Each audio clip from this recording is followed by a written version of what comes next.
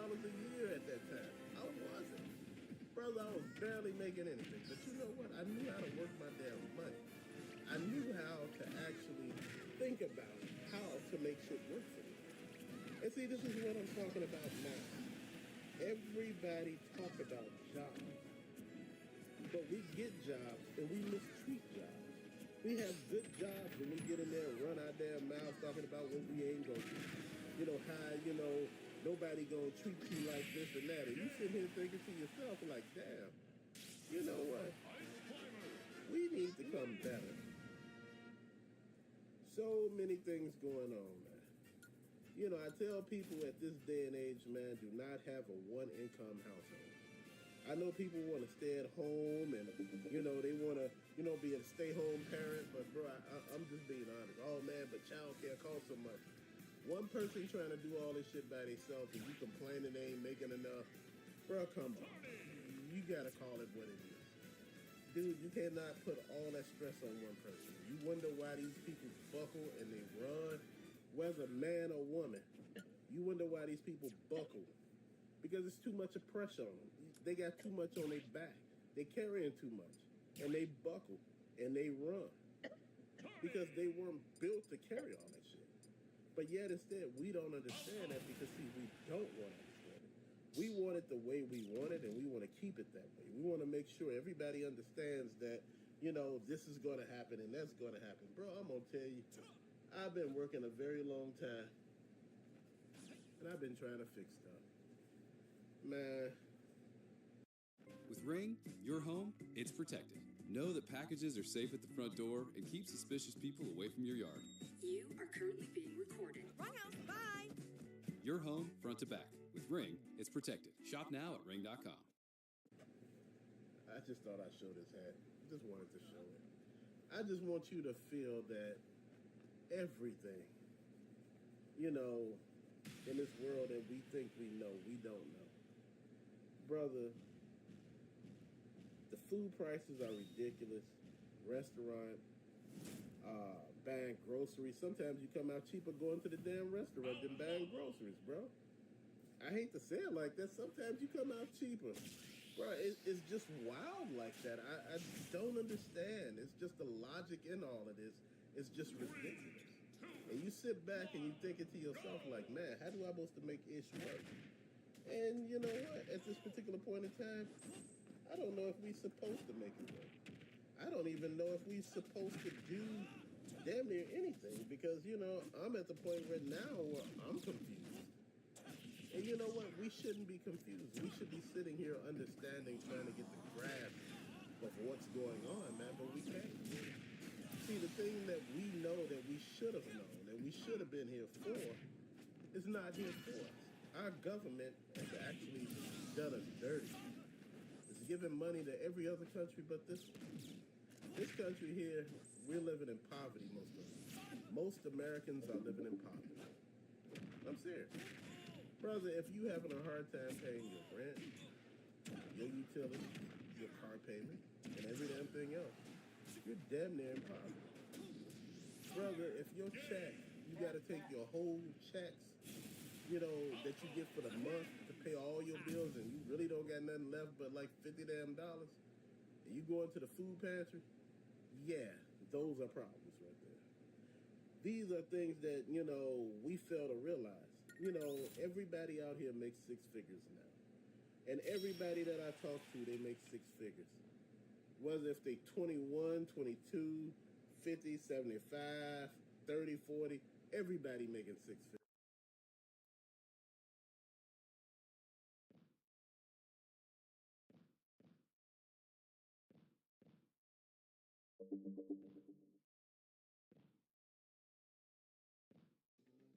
The new Nintendo Switch 2 Zelda 40th Anniversary Edition has just leaked along with the launch of the Ocarina of Time remake.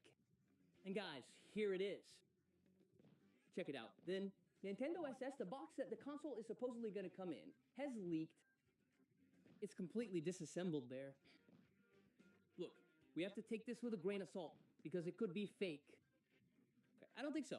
The Tears of the Kingdom one was leaked too. Okay, I thought that one was uglier. This one is really cool, and I hope it's true. that we all want it to be true. Agreed. And at first glance, there are no weird artificial intelligence elements on this box. Okay? This text here, the accessory... A mattress that responds as you move? It's not a dream, only its Sleep Number. Their interests, endless. Their energy, never ending. Their snacks, filled. There are a few new, interesting Nintendo Switch 2 news stories I want to cover with you all today, starting with an unfortunate reminder of why we need options to truly own our games and not just rely on things in the cloud and in the servers, because there is a game that you could have paid upwards of $60 for not that long ago on Nintendo Switch that was a cloud version that you can no longer play. And it is just because the servers went offline, and when you're seeing all the headlines around online from Sony pulling physical games as an option entirely, then doubling down that they're going to cautiously proceed in that direction, it makes you realize there's a pretty big upside to truly owning what you purchase. So we will highlight that. Then we do have Oblivion Remastered launching on the Switch 2 today, and we not only have a number of different gameplay footage and clips to look at, which the game's looking beautiful, we also have an interview from the devs and them talking about the importance of them actually doing it on cartridge release for the game, which is cool to see, and what their experience was with porting this to Nintendo Switch 2 hardware. We then have an interesting leak that may suggest that It Takes Two is getting a Nintendo Switch 2 version, which would definitely be a nice thing to see. THQ Nordic recently had a game showcase where it revealed details for a lot of different projects, but maybe one of the bigger headlines is that there's quite a few more unannounced projects that are in the pipeline, so we'll cover what's announced and maybe what's coming down the line. And then finally, we will close it out with a quick reminder of the free game trial program that's going on right now, with NBA 2K26 being one that you can hop into for a couple days and experience the full game until that free game trial comes to an end. So we'll get on the same page with all of this, but before we do, make sure you like, subscribe, and turn on your bell notification to join Summer Nation if you're new here. And we're going to first kick it off by highlighting a situation that's going on that is a reminder that the more digital we go, the more power we give to the companies to give us a licensing key or a licensing right to access a game as opposed to truly owning it, the more you can run into issues with one day being able to even play said game anymore. Even if you purchased a game for 30 or 60 bucks like the one we're going to talk about, the servers can get shut down and you just can't play it in the future if the company decides to stop supporting it. As you can first see, this article over from VGC, which outlines Aliens Fireteam Elite's cloud version on Switch has been shut down, making it unplayable for those who bought it. The game is now entirely unplayable on Nintendo Switch because it relied on cloud servers. And you have here, Cloud Iron Studios' action game was originally released on PS5, Xbox Series X and S, PS4, Xbox One, and PC in August 2021 before getting a Switch port in April of 2023. Because the Switch hardware wasn't deemed powerful enough to run the game natively, however, it was instead released as a cloud version, costing $29.99 for the standard edition and $59.99 for the Ultimate Edition, which included the base game and DLC. Earlier this year, the game was delisted from the eShop, with players receiving a message saying that the game's cloud servers were going to be shut down on August 5th. This has now happened, meaning the entire game, which is still listed on other platforms' digital stores and is fully playable offline, should it ever be delisted, is no longer playable in any way on Switch because it was only available via cloud streaming. And so while this is something that you can just write off on surface value and say, well, this really only applies to cloud streaming games and things like that, the reality is that it applies to anything that requires a server to play the game. We are seeing a number of different games that sometimes get you online on a server or do some kind of server check in order for you to play them in full. And this is one of those unfortunate reminders that the more we go into this digital direction with game companies kind of holding all of the power for something that you purchased as a full price product, mind you, like you might have paid 30 or 60 bucks for this game to own it and play it on your Nintendo Switch, and the plug was quite literally just pulled from you. And I'm not interested in this particular game. It doesn't affect me directly, but it is a stern reminder that while we talk about physical games going away as an option altogether for the PS6 generation, and like people are just kind of okay with that, it seems like, at least a large portion of people online. You know, there's definitely the hardcore physical enthusiasts that are fighting back against it, but it's just kind of setting a scary precedent that we really don't have any kind of digital rights in terms of our ownership of the licenses that we purchase. And so if a game company chooses to turn off a server or stop supporting a game or just say that the licensing rights expired for that game, even if you paid your entire full retail price and hard-earned money towards it, there's no guarantee that you're actually going to be able to access that content you purchased in the distant future from when you bought it. And in this case, this was a game you could purchase as of recently on the Nintendo Switch, and I mean, it only launched in April of 2023. We're not talking about it not being playable, period. And that is another reason, not only for like the lag situation that you kind of run into with cloud gaming, that I try to avoid cloud games, is just that, yeah, the companies can literally just say, we're not going to maintain the servers anymore, and the entire game was being streamed via the cloud, so the minute they decide to do that, the game just quite literally goes away. So if you can avoid picking up a cloud purchase at all possible, you obviously want to do that just for the own quality and experience of the game itself, and enjoying it in its fullest quality. You obviously want to play it natively when possible. It's now this idea, and we've even had like comments recently from major gaming CEOs like Strauss Zelnick during the Take-Two Q&A, where he's talking about streaming really being the access to the bigger, broader gaming market, and how they could potentially 10x their install base if they can really build out the streaming infrastructure that they want to, and kind of just, you know, Netflix your gaming experience, if you will, where things are just streamed via the cloud. The latency just gets good enough to where the average gamer doesn't really notice it or complain about it, and you just have a controller that links up with your TV, and that's how you experience your games. You don't own any of your hardware. You don't ever purchase the games in full. You pay some kind of subscription price, and they kind of just have all the power to give you that content when they have it in their library and take it away when they don't. I certainly hope gaming doesn't go that direction. I very much value having a large gaming collection that when I decide to spend 60 or 70 bucks on a game, that's going to be something that I know I can pop in and play at any point in time in the future for years and years to come. And I've done that with my old OG Nintendo consoles that are in my collection. From time to time, I want to hook up the original hardware and experience it that way, and that is an option that I have. Not something that you can do the more digital that we go. So not that this will happen across the board with every digital purchase or anything like that, but just a little reminder that your rights really aren't written in law with any kind of digital purchases. And as long as they're not, and things are not really fleshed out on that side, and then if we lose physical as an option and companies kind of have all the power on how they go about honoring the content ownership of their games as time goes on, you get how this is a slippery slope and something that can go totally sideways for the long term. So here's hoping the gaming landscape ends up looking better, not worse, over the long term. But scary times and an interesting situation with this one going on right now nonetheless. Now, next up, some good news in terms of game performance and a game that will be an on-cartridge release for Nintendo Switch 2, and that's a... As a veteran, I turned my skills from the service into a career in tech. But before I got the training I needed to grow, before a mentor helped me reimagine my future, and before I made it happen, direct decision of the devs, who do seem to actually value this game being on the cartridge and on a true physical format. You have here over from Go Nintendo, the Elder Scrolls for Oblivion Remastered devs on the Switch 2 porting process and why a physical release was important.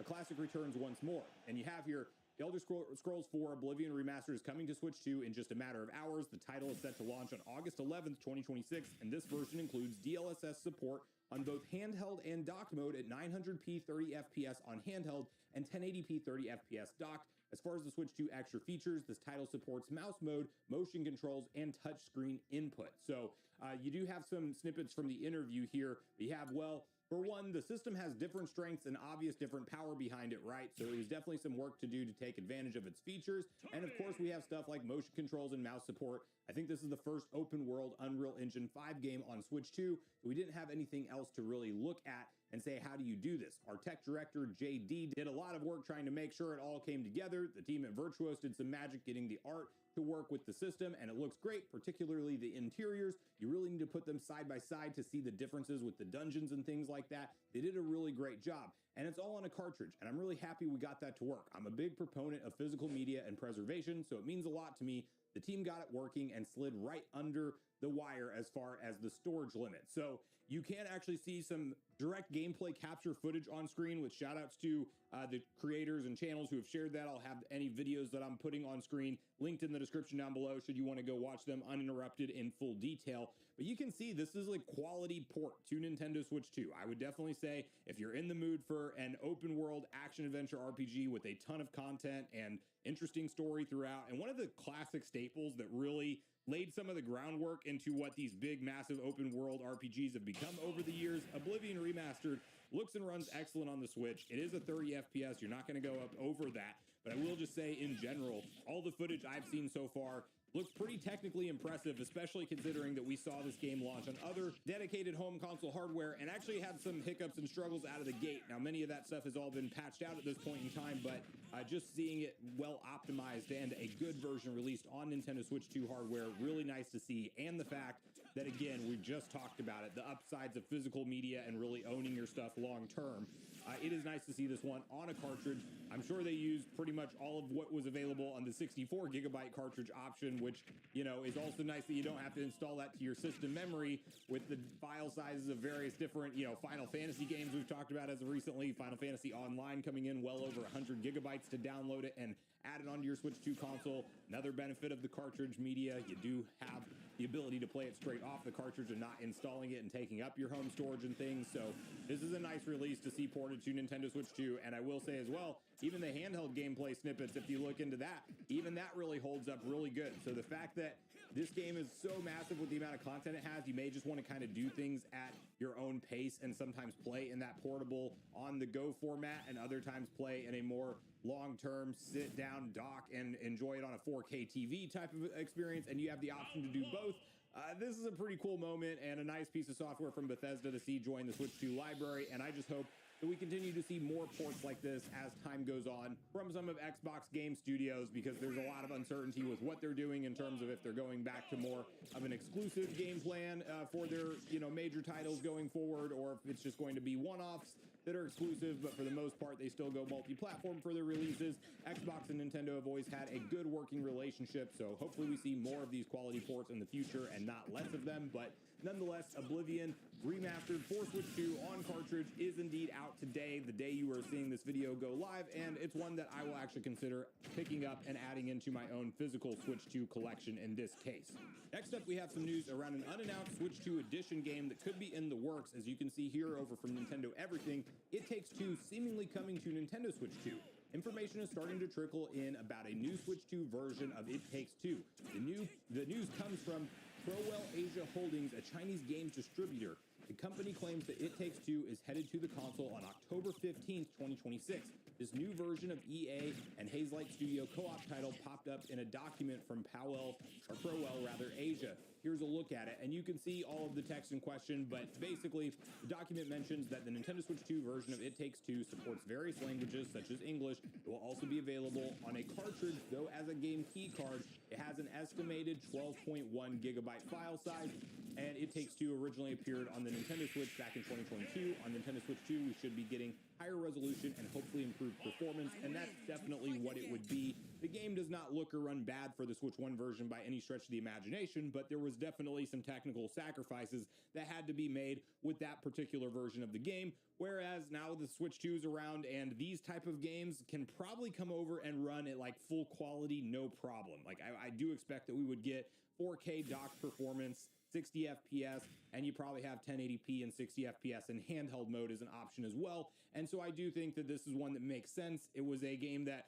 won Game of the Year. I mean, a pretty big deal in terms of the quality and really it bursting onto the scene, getting rave reviews and a ton of community support. And it's just one of those no-brainer games if you want like an excellent couch co-op action-adventure platforming experience with various different types of gameplay mechanics all baked in there throughout, and you're working together with somebody locally or online. It's really a quality game and a quality experience, and it has been around on the Nintendo Switch for quite some time, but these are the type of games that when they are quality, they've been around for a while, people might want to enjoy a better frame rate and resolution or pick it up for the first time for their Switch 2 if they passed it up on the Switch 1.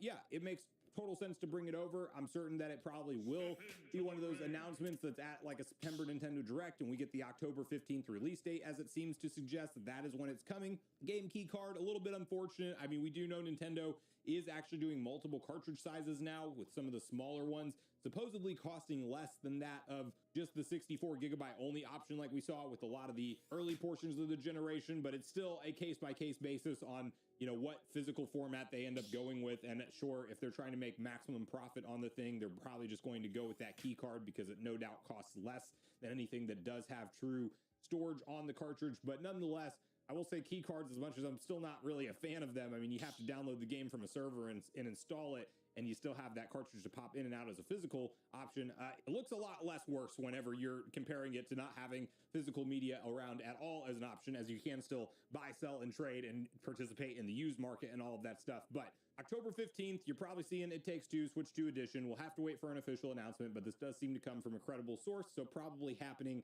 with some kind of official announcement at the September Nintendo Direct, if I had to guess.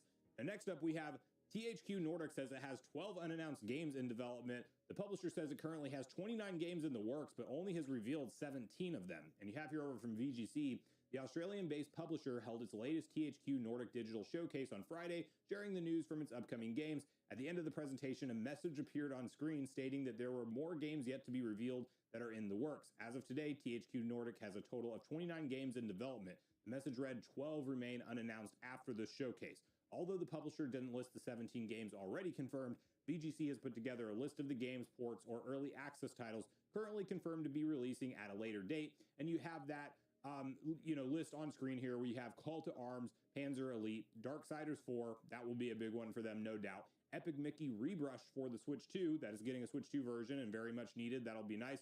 The Eternal Life of Goldman, Expedition Samurai, Fate Keeper, Gothic 1, 2, and 3. You have the remake, Complete Classic, and Classic. The Guild Europa 1410, Let's Sing 2027, Let's Sing ABBA, Road 96 sequel, Space for Sale, Titan Quest 2, Way of Hunter 2, and Wreckfest. And I will have some B-roll up on screen of their overall presentation and showcase. There wasn't any like huge pop-out games to me that just looked like I got to pick these things up day one when they launch for me personally, but there's lots of different interesting style games that they're working on and producing. And, these companies, whenever they do put together their own like Nintendo Direct style presentation, but it's a game showcase for them, it doesn't always get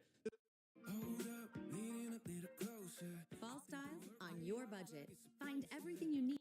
the same level of attention as you would with some like a mainstream Sony or Nintendo or somebody.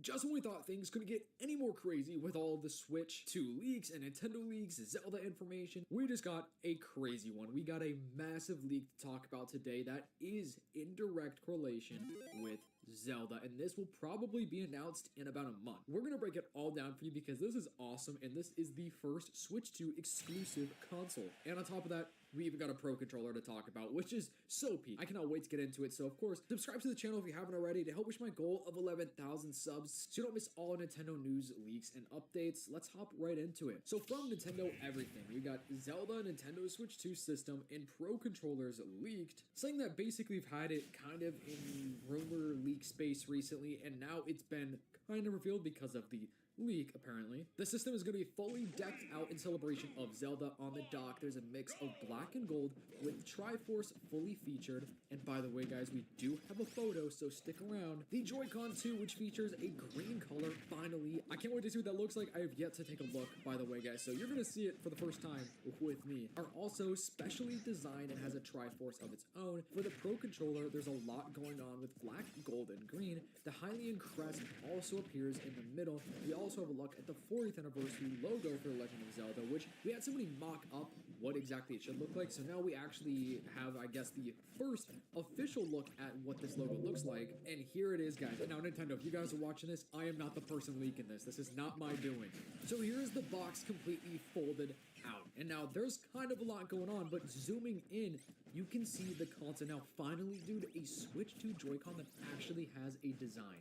I am so excited for this because the Switch 2 controllers that we do have, all of the Joy-Cons, there's a couple with color, but it's not color. It's literally on the parts of the controller you can't even see, or the Joy-Con, I should say. But this has me excited, especially for the future of these exclusive consoles for Nintendo, because now this is confirmation that the future Switch 2 exclusives will have custom Joy-Cons, which is awesome. I mean, as they should, right? But of course, you can see the dock looks really awesome. So half of it is gold, half of it is black, and it features a bunch of different triangle designs. Of course, the Triforce in the middle. One of the Joy-Cons does have a Triforce, and I think the other one just looks like it has, I guess, a bunch of triangles. I don't know if that's actually supposed to be the Triforce. It's pretty blurry. Over here just says like attention and stuff. So yeah, this is pretty awesome. Here's a photo of the box for the controller. Now, this controller is exactly what we had leaked or like rumored online, and this looks sick. And there is the logo, by the way, which, yeah, looks quite literally identical to what people were saying, which is awesome. So yeah, the controller, it looks fantastic. The entire top, all the buttons up there and everything is gold. We also just have very similar designs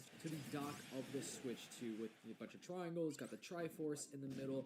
This side is green and this side is black, which is probably my favorite part about this. Seems like it just kind of fades into the different color on the bottom right here. Here's a little bit of a closer look up at the Triforce as well.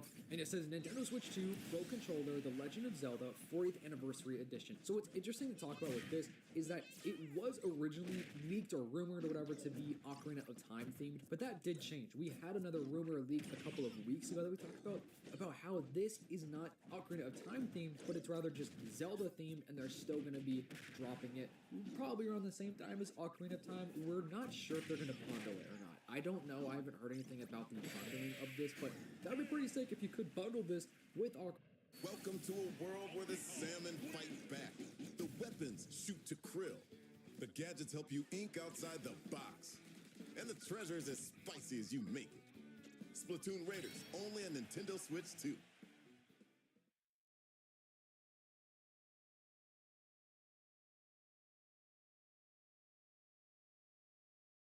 Play the game before you buy the game by joining GameFly. That's right, you can play the entire game. Ocarina of Time, so you could save a little bit of money, get the Switch Pro, get this new Switch 2 exclusive console, and man, do I want this thing so bad. I'm not sure if I'm going to get this one or not, though. I think I'm still going to wait out for a Pokemon edition, but dude, maybe. Here's another photo just showing a bunch of boxes, and now the boxes look great. Like, the cardboard looks Nintendo quality, if that makes sense. So that's why a lot of people do believe this is real. Like, this should be legit. We've had this from many different sources posting this today. I mean, I don't think anybody would just, spend a bunch of money to make a bunch of fake boxes that look authentic, right? Here is the back of the box as well, which, now this is blurred out. I'm not exactly sure what this would be. Maybe a QR code. I unfortunately don't have my Pro Controller box anymore, so otherwise I'd grab it and take a look at mine and see if it has the same kind of design on the back. But speaking of design on the back, the controller has a design on the back. So you can see we have Zelda and the Switch 2 logo and then the sword going through the other side, which is so sick. I love that attention to detail because they could have totally kept this entire thing one solid color, and as well as that, it does seem like this half is still green and then it fades into black. Once again, they could have just kept this entire thing one solid color, but the attention to detail on this controller seems fantastic, and I kind of want this controller, man. Saying The Legend of Zelda Ocarina of Time is arriving on the Switch 2 with a remake before the end of the year, and so far a teaser has been shown only, so fans have been dying for any other updates. Last month, the game did receive an ESRB rating. We've also heard that the game features stunning visuals, updated designs, and timeless gameplay. In other Zelda news, we apparently have new information about the actors, which we kind of talked about in a previous video. So Zelda stuff is going crazy, guys, and like I said in the beginning of this video, this is probably going to be announced and revealed in about a month, and the reason why I'm saying that is because we have leaks of a direct, or I guess rumors. I don't know if they're technically leaks. I think I would call this one more so of a rumor, but rumors of a general Nintendo Direct happening in the month of September. It could be early to mid-September, could even be late September. My theory is, my thoughts is that it's going to be probably early-ish September. I think that would be awesome. And September is only a couple weeks away, so a Direct could be here before we even truly know it. Now, they, of course, are 100% going to announce more things with Ocarina of Time. We should be getting an actual gameplay trailer. My theory is that we'll get a real, hopefully, like, 5-minute gameplay trailer, and I could totally see them even doing a general direct and then literally right after doing a Zelda Ocarina of Time treehouse. I think that would make perfect sense, especially with everything they have been doing, or just like moving it to a just Ocarina of Time direct afterward. The rumor on the street is that this direct is going to be pretty much like the Zelda 40th anniversary celebration, so it's mainly Zelda themed. We should be getting the console, the Pro Controller, Ocarina of Time, news, of course, stuff about the movie coming out next year. There probably will be a surprise or 2 or 3. I don't know, man. There should be some surprises, though, because I don't think everything has been leaked. And, of course, within this direct itself, we also will have announcements for other games other than just Zelda, such as maybe a reveal of the next 3D Mario game that could probably be just like a short teaser, just like they did with Ocarina of Time a few months back, where it was pretty much a short teaser. Like the trailer we have does announce the game and kind of gives us a little bit of a glimpse as to like what we could look forward to, but it doesn't reveal all that much, which is awesome. That's a pretty cool thing to do, especially since the fact that we don't have any leaked gameplay of this game. There is no gameplay of this online. There is no leaked screenshots. There's nothing, which is great. We just know some of the insiders have revealed to us this information about the controller, about the console, and the direct that should be happening in September. And obviously, historically, Nintendo typically does directs in September. So I think we're looking in for a very bright September. We got a bunch of games coming out, some awesome movies making their way back into the theaters in the month of September. That's unrelated to Nintendo, but man, September should be a pretty good month as far as like media goes with games and movies. So let me know, are you guys gonna be picking up this console? I might, but like I said, I think I'm gonna hold off for a Switch to Pokemon Edition when Winds and Waves comes out, because I do think we will have a Winds and Waves console. This simply opens the door to more Switch 2 exclusive consoles. This shows that Nintendo, yeah, they're finally doing it again, man. I don't know what took so long. I mean, it's only been about a year, so can't really blame them, low-key, but honestly, Zelda is a perfect game for the first Switch 2 exclusive console. So yeah, let me know if you guys are picking up, and if you aren't, what game would you want to have a console themed on that you would buy immediately? But anyway, hope you guys have a fantastic and a blessed day. I will see you in the next one. Peace.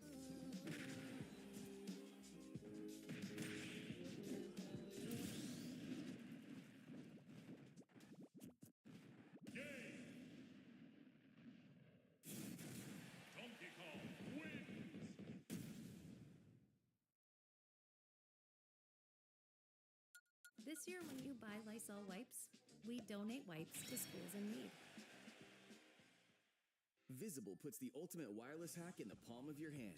Dive into unlimited 5G data, just $19 a month. Became the biggest flop ever. $742K earned on a $150 million budget. I wonder what his paycheck was. Super curious about that. I can't find it. I'm gonna go look. Yeah, I mean, Anthony Mackie's just stuck in Marvel forever. Like, he'll always be able to play in little shit, but it won't mean anything. His whole career is Marvel. So let's just say this. Let's just say if Anthony Mackie never landed Marvel, what would you see him in? The real thing, would he have gotten altered carbon without Marvel?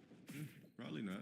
But Pain and Gain might have been his. I think Pain and Gain was his like last role where it was like big. No, I fuck with Anthony Mackie. I mean, I think he's, you know, cool basic black actor, but nothing phenomenal. All right, hold on. Let's pull up Anthony Mackie's wiki. Doesn't matter though. He's hella successful. We just haven't stream talk. I'd rather be a trash actor with a career than not one. So don't ask me stupid questions like that. Order up for 10. I look like a basic black that's looking for quick clout.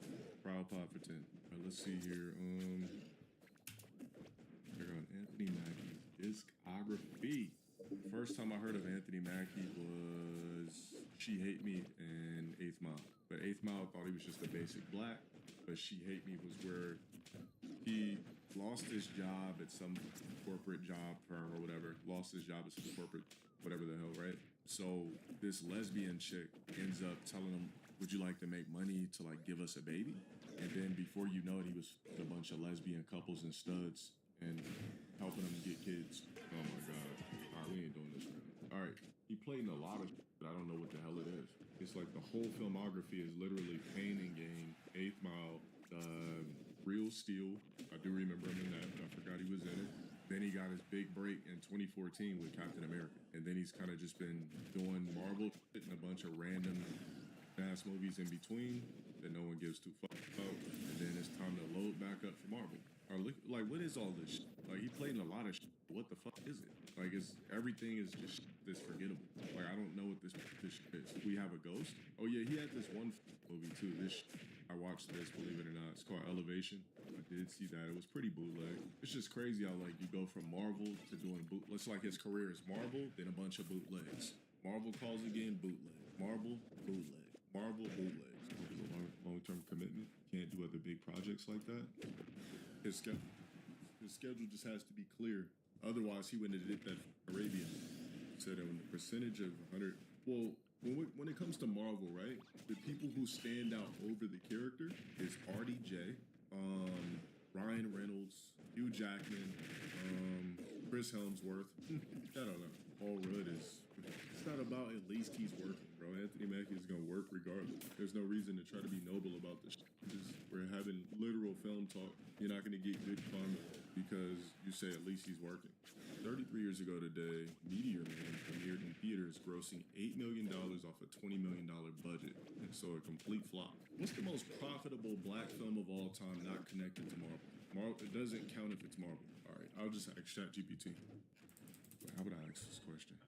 Yeah, I'll just ask it. Hello. Hey, what's up? What is the most profitable black film of all time that is not connected to Marvel or DC Universe? Shocking. Okay. So if we're talking a film with a predominantly black cast, not tied to Marvel or DC, The Lion King, 29th highest worldwide, roughly 1.66 billion. No. Disney live action. Wait, stop. Oh, yeah. I want the highest grossing black film of all time, not connected to Disney, not connected to Marvel, not connected to DC. Got it. Check. Thanks for catching. So without Disney, Marvel, or DC, Bad Boys for Life is the highest grossing live action black left. Around 420 million worth. Just checking, do you mean any franchise too? Just any franchise. What is the highest grossing black lead? Well, what is the highest grossing film that is a predominantly black film in history? Checking carefully, the highest grossing predominantly black cast film ever is Black Panther, about 1.3. No. No Marvel. Right. Yeah, no Marvel, no Disney, no DC. Okay, then it's Bad Boys for Life at around 426. All right, give me top 3 of all time. Checking. All right, top 3 under your rules. Bad Boys for Life, roughly 426.5 million. Coming to America, about 289 million. Then Straight Outta Compton, around 202 million.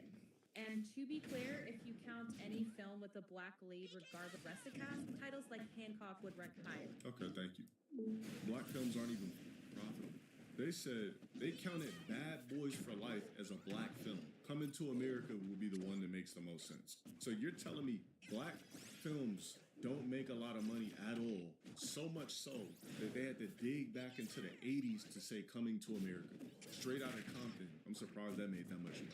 Even Straight Outta Compton made 202 million. Oh, that's sad. That's sad. There's not big money in black cinema. It must be tied to something that is owned via, or I don't know why I didn't bring up Sinners, but Sinners got beat out by Obsession. They got beat out by a B-rate film, by a B-rated or a B-grade film, we'll say, that just snuck itself up to A+ film. So yeah, Sinners got beat out by Obsession. No, it wasn't. No, you're correct. Obsession was not better than Sinners. Obsession was an extremely overrated film. But let's be honest, they were both overrated films. So it's not really saying too much. Yeah, so you know what? No wonder Disney just, anything black, they said, there's no profit. Can't make any money off it. Victor, fadeaway jumper. Down it goes. Victor Wembanyama hits a game winner. And Victor Wembanyama is the hero. Risk scales with every employee email. Regulatory fines, inconsistent branding. Does your organization control it? Meet Exclaimer, the global leader in email signature management. Keep signatures consistent. You want it? You got it? I filed for the longer serve your purpose, you get to throw it away. Oh, you a good person, you genuine. People ain't genuine no more. Leave them be. Let them be. Y'all good people, man. Y'all be, ain't nothing wrong with reaching out, but when you see somebody don't want to be bothered, leave them alone. Don't keep pressing the issue. Hey, you want to hang out? Let's go to the kiddie trail. Let's hang out. Hey, what are you doing today? Hey, let's go to the White Rock Lake and let's hang out and have a good time. Let's go on a date. You see she ain't answering your call. You see she ain't picking up. You see she ain't answering your text messages, boy. Leave her alone. Hey, I want to know if you want to go out and have a cup of coffee with me. Would you like to go out and have a couple drinks with me? Wee. Let's go to the park and have fun. Leave them be. They done already have made their minds up with you. They done already have made their decisions. They placed you beneath the bus, all underneath the bus. They already made their minds up with you. They decided that you are goofy in their eyes. They decided that you are not valuable to them. They have decided that you are a pushover. They think you desperate. See, when people see that you constantly blowing people up, you constantly in people's face, constantly trying to have validation, it makes people naturally want to reject you. That's why I'm telling you, leave people be. Learn how to hang out by yourself. Now, I ain't talking about the ones who hit you up when you ain't hitting them back, because if they know that you ain't calling them, they will call you. I ain't talking about the people that's reaching out to you. I ain't talking about the people that you reaching out to and y'all talking, y'all have genuine conversation, y'all making plans, cool, y'all on good terms. We ain't talking about them. We talking about the people who you know don't want nothing to do with you, and you still keep trying to change these people mind. You can't change these people mind, man.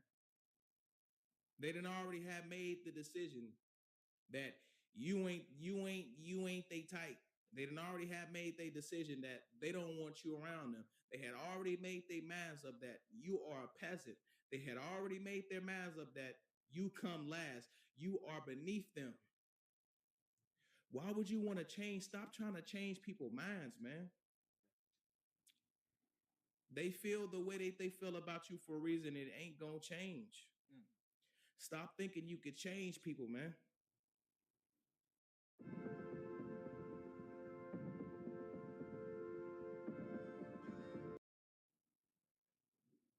They had already made their minds up that they gonna play in your face.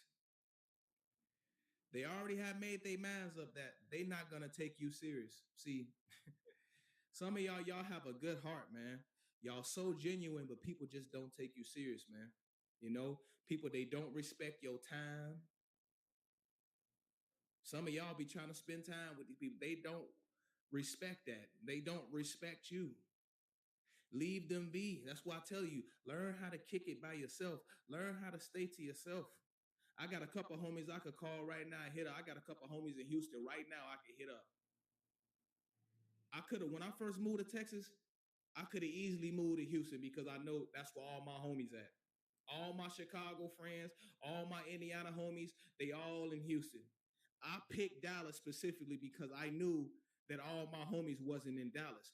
I didn't want to feel like I was following the crowd. So I chose Dallas because I know Dallas is more calm than Houston. And I ain't never been there, but on the outside looking in, I know that Dallas is more calmer than Houston. So I chose Dallas because I didn't want all that motion. You know, I just wanted peace. You know what I'm saying? I knew that I wasn't gonna be focused if I'd have moved to Houston with all my cousins, all my homies, classmates, all my homies from Chicago, Indiana. Yeah, pop out, folks. Come on, pop out. Hey, move with me. They want me to move with them, but I know that I ain't gonna be able to get nothing done if I move with them because I know how they move.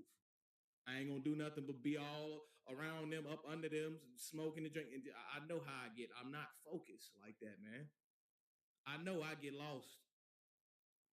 It's a whole nother rabbit hole. So I chose Dallas because I didn't want to get lost.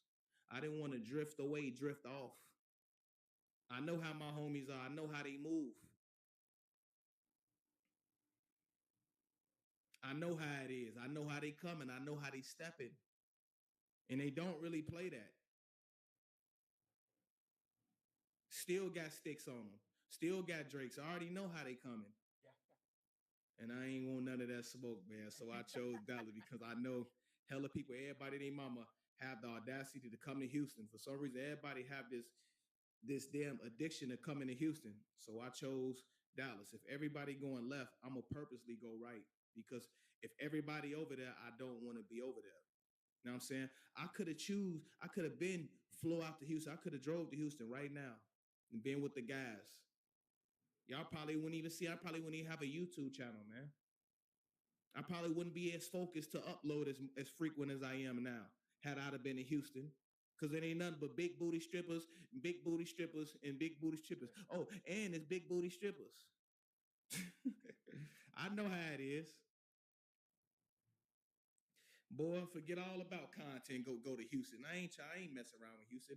I'll visit in Houston, but I'll never live there, man, because I know how I am. And I know the guys is wilding out there in Houston, so I purposely picked Dallas because I ain't trying to wild out, man. Been wilding I'm done wilding for a minute. I'm taking my life serious, man. I can't be hanging with y'all, playing with y'all. They be drinking and hanging and drinking, man, in the club, in the bars every week, every day, man. I ain't trying to get lost in the sauce, man. You can get lost in the sauce, man. I know, so I chose Dallas.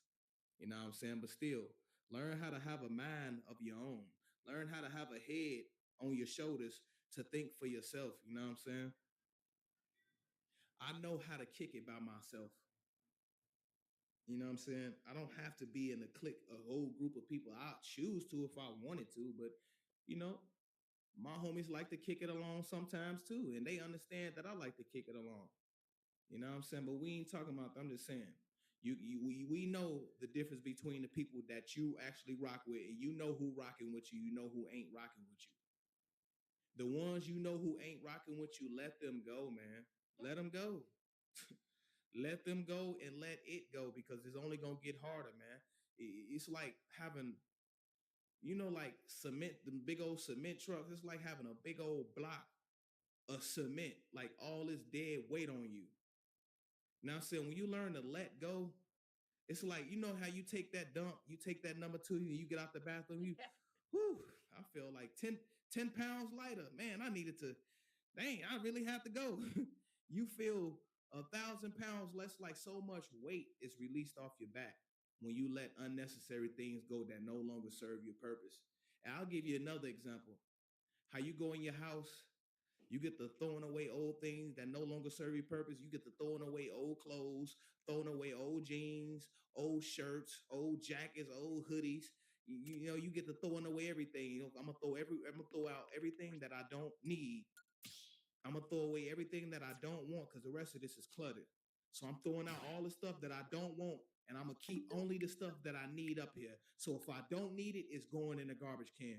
All this old stuff is going away, throwing it all out. Now you look at everything up here is what I need. And you look around the whole room, it look cleaner. You feel better. You feel more organized because you ain't got all this unnecessary extra energy around you. You see everything, and it's easier to keep up with things too when you don't have so much, because when you have too much, you start cluttering it. And then when you clutter, it's like you hoarding. It's like you become a hoarder. You become a hoarder. Now you're hoarding stuff that you should have been tossed out. It's collecting dust. You ain't even using this stuff. Or you could just give it away. Find some homeless people on the street. Give it away instead of throwing it away, giving it to the Goodwill. You feel so much better doing that, man. You ever did that? Throwing away old stuff, old toys, old watches, old jewelry, old stuff that you don't even need, and you keeping the stuff that you need. You feel organized. You can keep up with stuff more. When you got too much, it's hard to keep up with everything. You think people stealing from you, but they not. You just got too much to keep up with.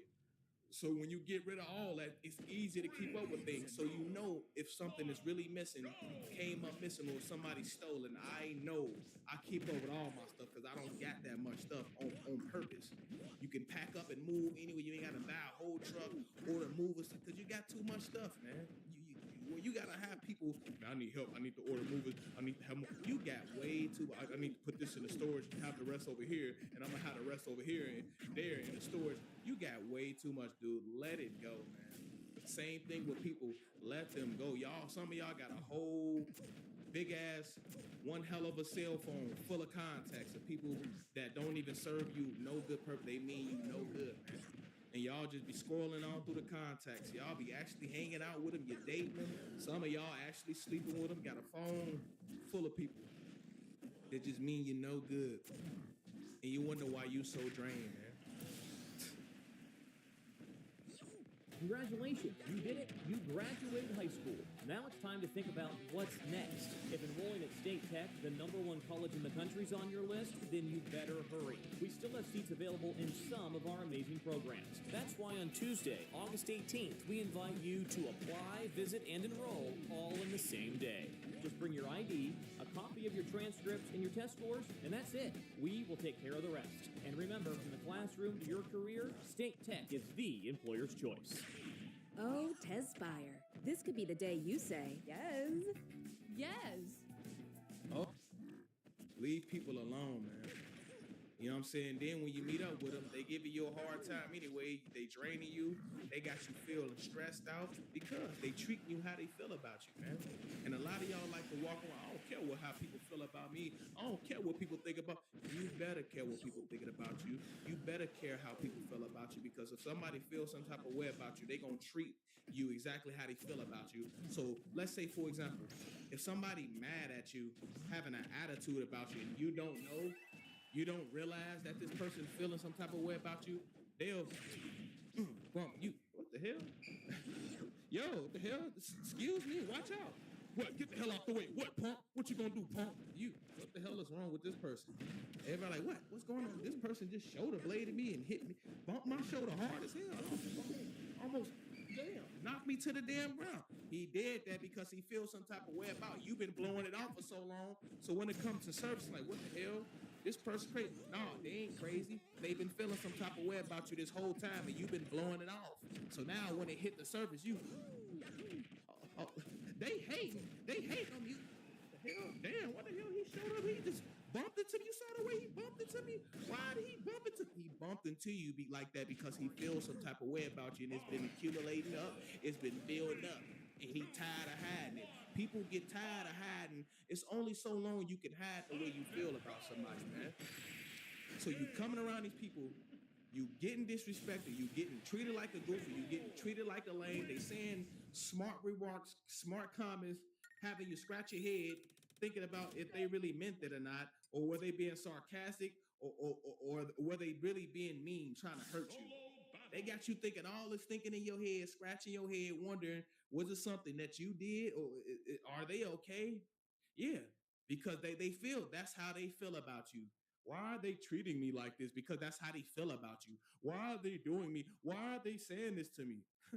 Why nobody want to have to help me? Why nobody want to help me out? Why nobody want to serve me in a restaurant? I've been sitting here for so long. Why the hell nobody want to help me out? Why nobody want to help me refill my beverages? Huh? But you walking around top, man, I don't care. I don't care. I don't give a damn. I don't care how nobody feel about me. I don't care how people think. I don't care what people think about me. I don't care. I don't give a damn how you, yeah, all right. You getting disrespected. You getting played with. You getting sabotaged. Getting put on hold. You getting blocked. These people want to hold your whole life up, put your whole life on hold. I wouldn't be surprised if they didn't write your name down on a piece of paper, put it in a Ziploc bag, and throw it in a damn freezer. Doing damn voodoo, trying to freeze you, trying to stop your funds. I wouldn't be surprised if they didn't put your damn name on a piece of paper and threw some pepper in it, balled it up, threw it in the toilet, flushed it, and threw some salt down there. Yeah. I'm telling y'all spells how people be doing. They be putting a spell. They can write your name down on a piece of paper, put some type of minerals or elements in it, and do some shit with it. You can take somebody drawers, underwear. I know how to do that stuff, but I ain't practicing. I ain't doing that. That's just the basic level of it. We ain't dealing with blood. I'm just saying you can take somebody's t-shirt. You can have somebody take the do-rag off somebody's head, take their hair, and do things with it. And it will come back to them if they not protected. You can really do spells, do voodoo on people. That's what I'm telling you. And they hurting you. You leaving feeling disrespected. Scratch your head, wonder why is they doing this to you? Because that's how they feel about you, man. People treat you how they feel about you. People talk to you the way that they that all that bass. They take some of that bass out your voice. Why y'all got all that bass in your voice, man? What's up, man? They walking around, storming around. Because you around. You in the building. Damn, why everybody storming?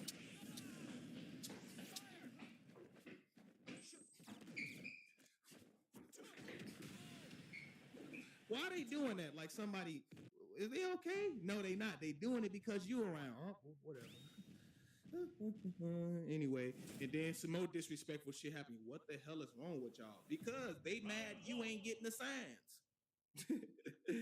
People treat you how they feel about you. And if you don't get the signs, then you just gonna be it's just gonna get worse and worse, man. That's why I say let them go, man. Let them go, because it's like a one hell of a big rope, like a string. They pulling at you. It's like pulling at you. Man, I'm hella dry. I need to lay down, man. I ain't feeling too good, man. I feel drained. Like, why? Every time I'm talking to these people, I feel like I need to lay down. I'm feeling lightheaded. I'm feeling depressed. I'm feeling insecure. I'm feeling sad. I'm feeling bitter. I'm feeling out of place. Like I don't belong. Because they is literally draining you, man. They had already made their minds up about you a long time ago. They know where to place you. They know where to place you. They know exactly where to place you. They know how to treat you. They know how to treat people like you. There are trucks, and then there's the 2026 GMC Sierra. It's the truck. Get 2.9% APR for 72 months plus $1,500 purchase cash on Sierra. He done failed. They running out here and fail. How you run and fall? You ain't got your chipped over your shoestring. Grown man out here busting they kneecaps off. He done fell. Wow. God be with him. I know he embarrassed. He done fell in front of everybody. Anyway. Hell yeah, man. Shoot, I'm just trying to help y'all, man. Stop trying to make it work with people. Stop trying to be brown noses. Stop trying to suck up to people. Stop trying to kiss their tails, kiss their behind, because it's only gonna get worse, man. Let them be. They done already talked about you. They done already spoke on your name. They talked about you over dinner. They done toasted, had dinner and toasted wine, talking about dinner over dinner with you. Hey, toast, yeah. Had enough already? Yeah, we don't like him. We ain't rocking with him. And they went back. They done had dinner and toast and drinking wine. And had dinner over you, talking about you. So they all know how to treat you when you come around. They all know to treat you the same way. They all know to give you the same behavior, to give you the same treatment. They all know to play in your face, to throw you under the bus. They all know this, man. It's like a secret rule. They all been told to do this to you. That's why I say, let bygones be bygones. Don't hold no grudges against nobody. Don't be coming out here having attitude with nobody. Don't have no grudges with nobody. Just be cool, man. You know what I'm saying? Stick to yourself, man. Stay to yourself. It is what it is. They don't like you. They done watched you. They done already spoke about you. They done already had multiple people confronted them about you. People had confined with each other talking about you. They had already made the agreement that this is what they're gonna do to you. They done already laughed, cracked jokes. They done already said what they had to say about you. It was behind your back, but they done already said they know what to do. So you like, why is like everybody treat me the same way? Yeah, because they talking, bro. See, one of the guys, he told me, he was like, bro, if you don't think people, bro, they talk, bro. He said, especially people, and he put me on game, and I never realized. I laughed, but I was like, dude, shut up. What you talking about? Dude, shut up. But I didn't want to listen. He was right about Southern people. He said, bro, you from the Midwest, bro. You coming out here, you live in the South, bro. One thing about Southern people in the South, they talk, bro. Come on, bro. You hella crazy if you think they don't talk. They talk, bro. You in the South, they talk, bro. They stick together out there, bro. They talk. If you don't think, bro, you tweaking, boy. You out there by yourself. You from the Midwest. They can hear how you talk. They can hear your accent. They talk, bro. People from the South, they stick together. They talk. That's what all they talk, bro. They literally talk. If you think they ain't talking about you, you crazy. They'll Southern hospitality, that's fake. They'll shake your hand, that be fake, boy. They'll smile, they'll tolerate you. But boy, they talk. If you think they don't talk, you crazy, boy. They talk. People in the South, they talk, they stick together, boy. They talk with each other. They talk amongst each other. You are out of towner to them, boy. You better watch your back and tread lightly, boy. Tread lightly, boy. You from up north, the Midwest, boy. You moved to the South. They talk. They all stick together. They all talk. And I didn't want to believe that, but he was right. I saw it my own hand. People in the South, they do stick together. They do talk. You could be living in Texas. A person from Mississippi can come to Texas and have more love, have more respect than you because they can relate. He's still from the South. A person from Alabama can move to Texas and have a whole family with it, get along, nothing never happened. But they can all be talking about you, how they gonna get out on you. Because they from the South, they stick together. You ain't from the South, boy. You could be from Atlanta. Move to Houston. You could come from Atlanta, have an apartment in Dallas. You can get accepted. You can get the job. You can get along with more people than the average person from Chicago can. Let's say this person, he from Atlanta, and he moved to Houston. You from Chicago, you moved to Houston. That person in Atlanta gonna get more help, aid, and assistance.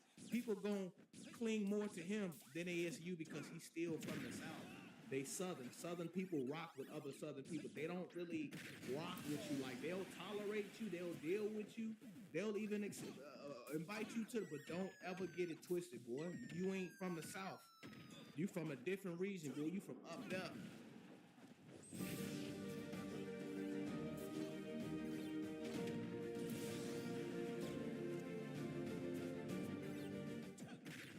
I've done something new for this fight.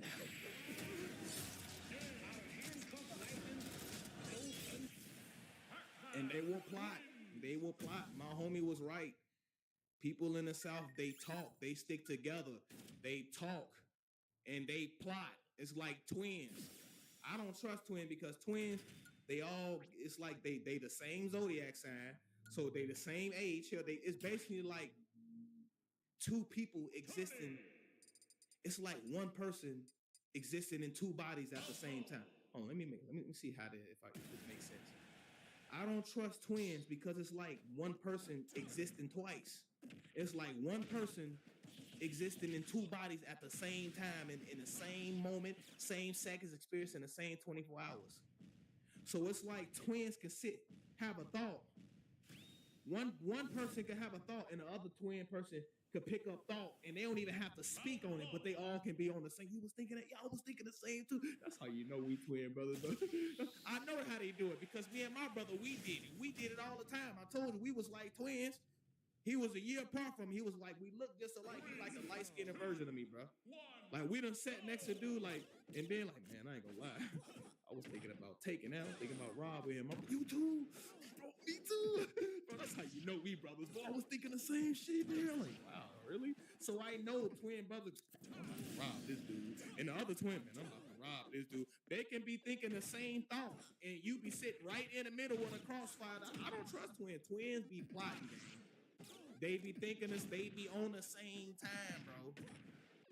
They be on the same time, and so if one of them feels some type of way about you, the other one gonna feel some type of way about you too, because twins, they operate on a collective consciousness, bro. It's like they all share the same thoughts with each other.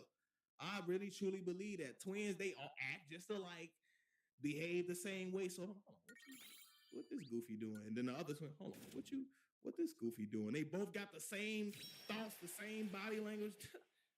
being the other one over there. Being they both doing the same thing in the same. It's amazing, bro, how twins are. So I know what I'm talking about, bro. It's a collective consciousness.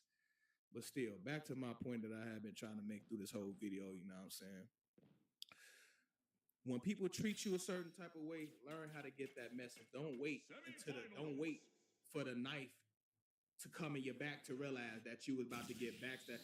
Don't wait till the betrayal actually happened. When people show you how they feel, because before it became an action, it was a thought. Before they acted out on how they felt, they thought about it for like staring at the back. You know, like get him out, wipe his nose, I get something. Boy, I have somebody come over. Matter of fact, I'm finna do it. And then they do it. They thought about it first. It came to their head. And they got so mad, they wanted to put it in physical rotation. They wanted to physically manifest it. So I'm telling you, y'all have to learn how to let things go, let people go, learn how to move on your own, man, because it can save your life. Being alone can actually, learning how to be by yourself, it teaches you how to save money, puts you at peace, and you can actually have a longer life because it keeps you away from betrayal. It keeps you away. You wonder why you're getting set up, you're getting robbed, why your brain's all out on the dashboard, because you got people riding behind you, staring at the back of your head who really don't like you. Yeah, that's how I say, shoot, y'all be careful out here. It's your boy Jet, aka JG, man. I'm here to let y'all know. Know what I'm saying? Let them go, man. They done already decided how they feel about you.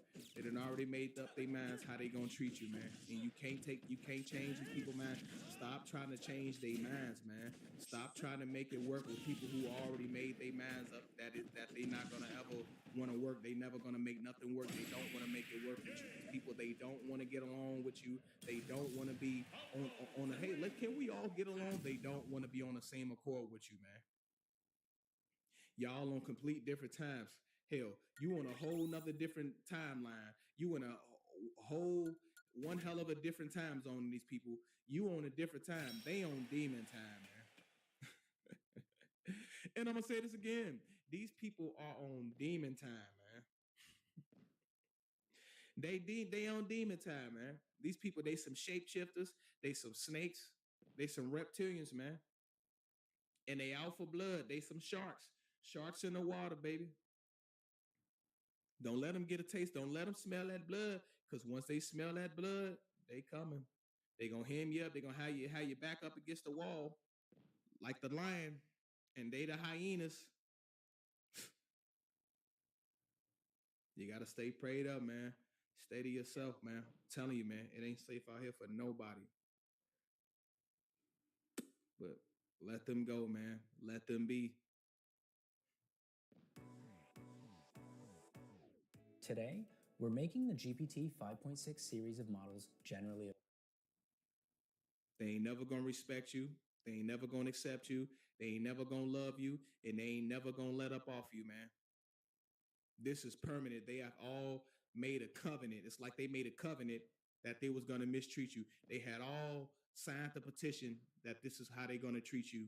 They have come to terms of agreement. They signed in blood that this is how they gonna do you. That's what I'm telling you.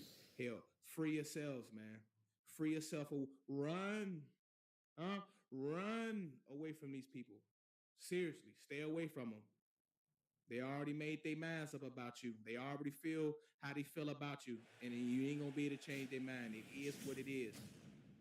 It's your boy Jada, aka JG. Now I'm saying, y'all hit the comments. Let me know what y'all think about this video. Hit the like button so we can get this video ticking in the algorithm. Y'all smash the like button. Jeez. Now I'm saying, like and subscribe. Hit the notification bell so you'll be notified on the next video I drop. Coming out with another one. Y'all add me on Facebook. Follow me on Instagram. Follow me on TikTok. That's Jday, aka JG. The same username as his YouTube account. Spelled the same way as well. Jayday, aka JG. I'll hit y'all up in the next video. I'll holler at y'all later. They some haters, man. And you got to know, WTS, we the shit. FYT, YouTube, look out. Look out. I gotta get some more tattoos, man. I got some more tattoos coming on the way, man. Know what I'm saying? More tattoos coming on the way. I'm finna get my whole chest. I'm finna have all this. Know what I'm saying? I'm gonna get my neck. I'm gonna get all up under here. I'm getting tattoos all over. I'm getting all my forearms. I'm getting the whole. I'm gonna finish my sleeve, y'all. More tattoos coming on the way. You know what I'm saying? We're gonna have some more tattoos. I'm taking my time because I have my tattoo artist that I chosen, and I'm gonna pick one tattoo artist, and that's how I'm coming. Sorry, gotta check. Someone who tried to make your life miserable has died. Somebody who hated.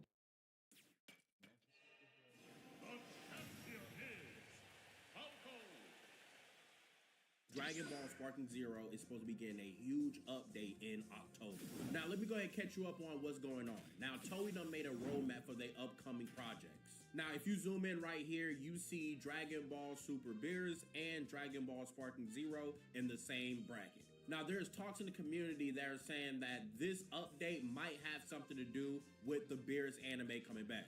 And I'm not gonna lie, man, I do think that people are onto something because it kind of makes sense, and I low-key hope this happens, man. I think it'll be very fire if they, like, match up Sparking Zero with the anime. So every time something with the anime comes out, we'll get an update in Dragon Ball Sparking Zero. Now, I was thinking, what can they add in this update that's related to the Dragon Ball Beerus anime thing? Now, I was thinking maybe we can get Beerus Planet as a map, or the cave as a map, or a new story mode route, or like a custom battle. There's a lot of things they could do. Now, I'm about to go ahead and talk to y'all more about it, man. But first thing first, man, if y'all can, please make sure to hit the like button, bro. We are almost at the big 90,000 subscribers, bro. I really do appreciate it, man. We're almost there, man. So if y'all can't hit the sub button, I really do appreciate it, man. But again, I ain't gonna keep y'all for too long. Yeah, follow me. All right, y'all. So look, man, let's go ahead and hop into it, though, man. So listen, if you don't know what's happening, bro, we are getting another update in Dragon Ball Sparking Zero in October. All right, October 2026. Now, we don't know what they're going to fix, and we don't know what they're going to do, or what their angle or what their approach is. But October is our next update. Now, people are saying that we could get an update of them adding new costumes and new, costumes and new outfits for the DLC characters we already got. I'm not gonna lie, dude, I think that's a waste of time. I don't think we need that. I'm just being honest. I think that's definitely a waste of time. If we're gonna get a new update, fix mechanic things, or whatever else we have planned. But that's in what, 2 months, I think, chat, isn't that in 2 months, bro? We got 2 months before that happened, bro. So I don't know what the next update is gonna be, but I have been seeing people talk about this, and we just got this information right here, so it kind of might correlate with each other. Now, I did see that DBS Hype post this was like an hour ago. He says, Toei's roadmap of planned future work showcasing what's yet to come for Dragon Ball. All right, so this is a roadmap of what's happening, I'm guessing, for Dragon Ball and other things that Toei got planned. So if you really look very closely right here, there's like some role play stuff. I don't really care about this, not Dragon Ball, little bro. I'm just gonna show y'all everything. You got this in October. They have Sparking Zero with the Beerus thing to air. Then you got Digimon, all this little extra role play. If you scroll over right here, you have Dragon Ball Xenoverse 3. We will talk about that another day, but not today. And you got the Dragon Ball Patrol right here. It just says to be announced. So the thing I want to go ahead and talk about is this right here. Now, you have the Beerus airing, and you have Dragon Ball Sparking Zero Neo Limit Break. Now, I did see a couple people say that this new update in October can be something with the Dragon Ball Super Beerus anime. If this is the case, this is perfect, in my opinion. Now, I don't know what they can add because Beerus is already in the game, and God Goku is already in the game. The only thing I feel like they could add that would be very fire is the Beerus Planet map. We don't have that. So if you want to give us something related to this, a Beerus Planet map, I feel like that would be kind of fire, in my opinion. But I think this is a very good idea because if they start lining things up with their games the same way how Storm did it in a way, I think Storm lined stuff up with the anime, or Storm was ahead of the anime. There was a game out there that lined things up. If they start lining things up with the anime, I think this is very heat for future stuff, in my opinion. Because that's what made Daima so roleplay. We already watched Daima, and we had to wait a whole year to get Daima stuff for Dragon Ball Sparking Zero. Very delusional. Imagine watching something for Beerus and hop on your game and you got an update because of that. Or imagine the next one will be Frieza. They already teased it. And they, give us something for that. So I want it to be lined up with the anime. I feel like that's perfect. So when we get Moro will be in the game. We'll have an update for Moro. We'll have to wait a whole year. You know what I'm saying? So I definitely think this is a very good thing they're doing. This is speculation because we don't know if it's lined up with this. Before this to be in October and this to be in October, it could line up with each other. We could be getting a Beerus update for the thing. Xenoverse 2 think, bro, we need that for real. I think it would be nice. $40, dude, it should be free. There's no way they're going to charge us anything. Now, if this is money, dude, it's crazy. I highly doubt this is going to be money. 100%. This definitely would be a free update. Like I said, is there anything else, chat, that y'all think they could add besides a new map? Is there anything else y'all think they could add besides a new map? Ooh, they could give us a new story mode for it.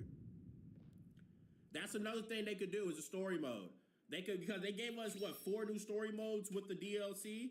So maybe they might give us a story mode route that will open with Beerus. That could be a thing too. So that's 2 things we could see. We could see a map, or we could see a story route. A new story route open for Goku, or they'll give us a Beerus story route where we play as Beerus or something like that. So I definitely think a story, a map, or they could take the lazy route and give us a custom battle, bro. Let's do this. Prepare for a movie event so big Welcome to Dino Island. you won't believe your eyes. That would never happen at the museum. On August 14th. Let's get this party started. Come on, we've got dinos to save. Those dinosaurs ate all my pop treats. Talk about morning breath. Paw Patrol, the Dino movie, only in theaters August 14th, rated PG. What does the $7 big deal meal get you at Sonic? The real question is... Which I'll be very upset. I don't want a custom battle. If you're going to do something, I want voice lines. I want something, cool. And I feel like that would be a cool update to have too. But I don't know what they can add in this October update, in my opinion, bro. I really don't know what they can add, bro. A new tournament mode? I think that's too much, bro. I'm not going to lie. Is there anything else y'all think? I would love a new tournament mode. Don't get me wrong, but new Oaks. Yeah, Dave, I feel like this update is only gonna update Goku and Beerus, in my opinion. But I don't mind that because I would love for it to line up with the anime. I would actually like that. It would give me a reason to really watch it and go hop on the game. It'll be fire, man. It's like 2 updates at once. Cave map. Ooh, the cave map. I ain't gonna lie, y'all hit, bro. I ain't gonna lie, the cave map, bro. The cave map. I think y'all right, bro. The cave map. Let me make this smaller so they can see y'all chat. The cave map, man. The cave map. Yeah, dude. The cave map. Is there anything else y'all can think of, bro? It breaks mods again. I'm breaking my keyboard. Now we getting that, bro. That would be cool, bro. I forgot about the cave. Yeah, the cave map. Or a new Goku unlocked, or a new Beerus with different move sets. I think there's a lot of role play things they could do for this. I think the main 2 is the story route, a story route, or a new map. That's the main 2 things I think they will be doing. But can anybody else in the chat think of anything else this October update can be if it's not nothing playing with Beerus? Is there anything else anybody think it could be? I don't think we're getting a new game mode. I don't think we're getting free outfits. They done made us pay for every outfit we done got, so I don't see us getting free outfits. The one I want is fix the game and give us alternate colors. That's the main update that I would like. Everybody get an alternate colors, in my opinion, a color palette or something, but I don't know, man. More destructive cutscenes. So, chat, which one y'all rather have? Y'all rather have the Beerus map or the cave map? Which one would y'all rather have, dude? Beerus or cave, dude? Beerus or cave? Beerus or cave map? Paper Moon, don't go nowhere. I have to ask you something after this. Do not go nowhere. I have to ask you something in like 5 minutes. Remember when Xenoverse 2 dropped Mastered UI Goku before the anime episode even aired? The hype was wild. SC could do the same. Wait, say it again. Let me read it. Yo, my boy Tony, thanks so much for the big fire though, bro. Remember when Xenoverse 2 dropped Master UI Goku before the anime episode even aired? Yeah, like, stuff like that's what makes it heat, though. Like I said, wasn't Naruto ahead? Wasn't Storm ahead of the anime? I think it was. So that's what makes it heat, in my opinion, bro. So that's why I said, even if this update is small, just knowing that they're comparing the anime to the game now is perfect. It's literally a perfect move. I would love that, man. I would actually love it, dude. But, you know, Y'all said Beerus. Y'all have to have Cave. I'm not gonna lie, dude. I think I'd rather have Beerus Planet, dude. I feel like Beerus Planet would be kind of heat, dude. Nah, Cave with the colors. It's got a fire, man. I don't know. I ain't gonna lie, it's got a fire, dude. I don't know, man. I really don't know, chat. I really don't know, dude. I've been busy and tired, though, man. Beerus Underground, man. New outfits and characters. Don't change anything like G Broly. Yeah, Beerus Planet will be fire. What about both? You're not Peter Parker, little bro. Actually, they made an arcade game, Dragon Ball Heroes, MUI, before it came out in the anime. I like Beerus Planet more. I think Beerus Planet would be more like the colors and things. I think it'd be more fire, in my opinion. I think it'd be more fire, but yeah, man. So let me know in the comment section below what y'all think and how y'all feel, man. Do y'all think they're gonna line the anime up with the game, or do y'all think they're just gonna do some role play update and something might not even be big? Because, like I said, if you can see right here, oh, not right there, right here, it says, please look forward to announcement. Further updates regarding future updates have been confirmed for release of October 2026. We just have to wait till October, but until October, all we can do is just guess and speculate. So let me know how y'all feel about it in the comment section below. Again, I appreciate it, man. Thank y'all so much for supporting the feedback. And,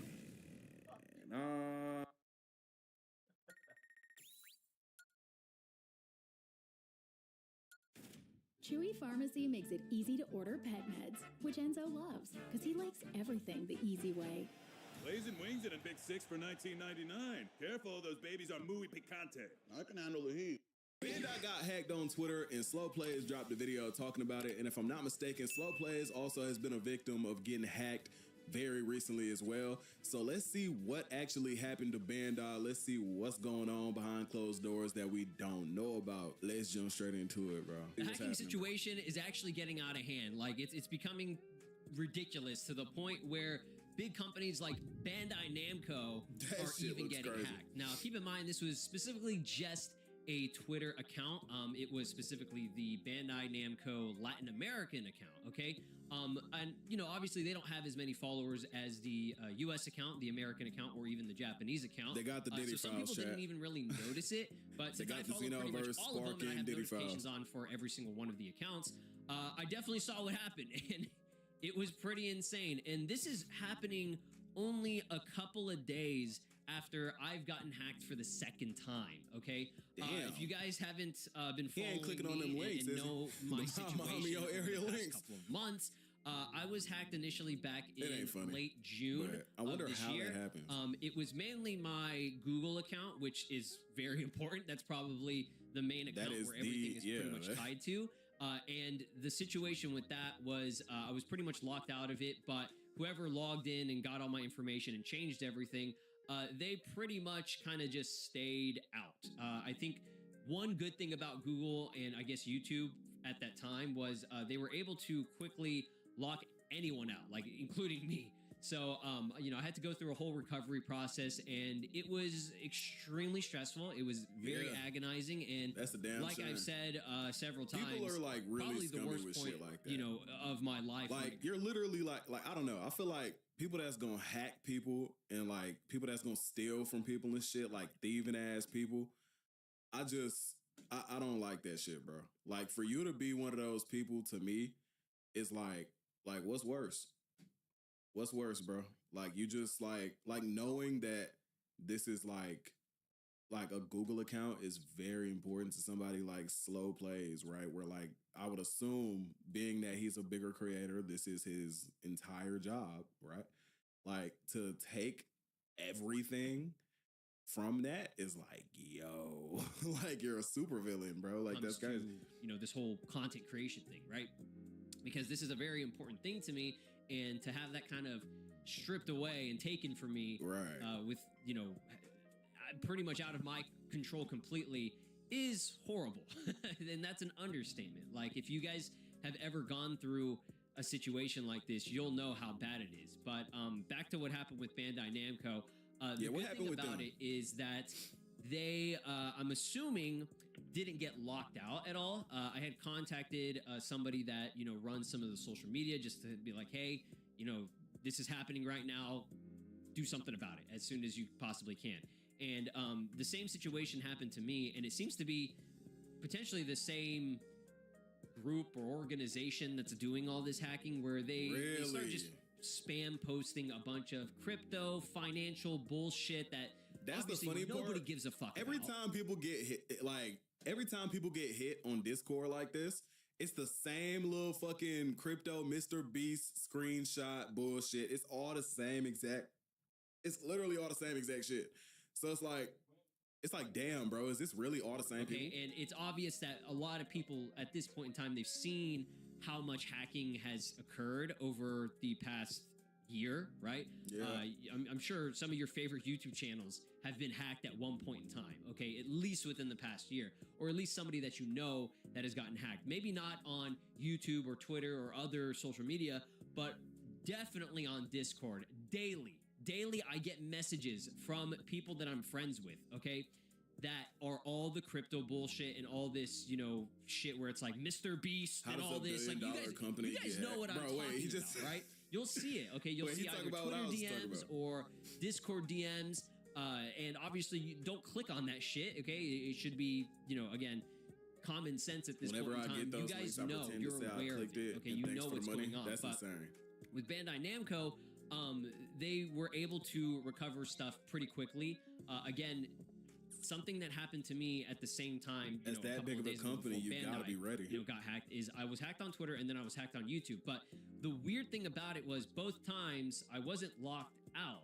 Like I still had access to my account and everything. It was just they were signed in and they were posting bullshit, like a bunch of bullshit. Okay, so all you would really do is you would just take the necessary steps to completely lock them out while you have complete control of your account.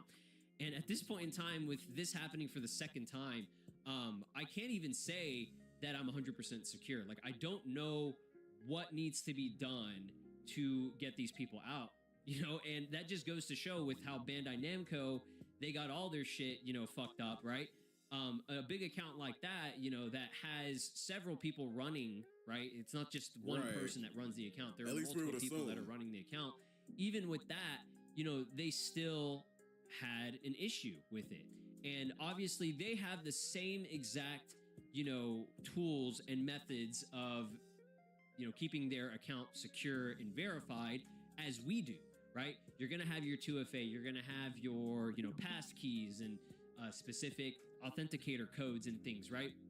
So with all that even in place, you're still at risk. And I'm really making this video to bring awareness to this because I feel like not enough people, at least in our community, have brought awareness to this situation. I feel like this is the most severe, important topic to be discussing, right? Because it's not just accounts and content creators and things, it's you guys too, okay? I'm sure, and I've seen it in my replies and people who have experienced this situation that, you guys can lose your accounts, you guys can lose information and get information stolen from you, right? And this is vital information, okay? If it's not one account, it could be another, right? Because once they get your information on one account... Stewie is unattended in front of a TV.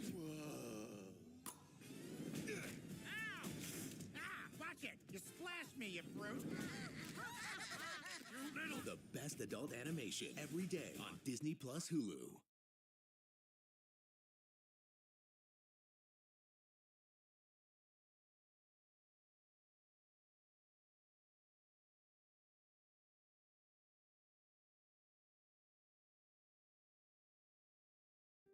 It's very possible that you have a lot of the same information connected to the other accounts and they're able to just get in, okay? I don't know how all this works, but these, motherfuckers...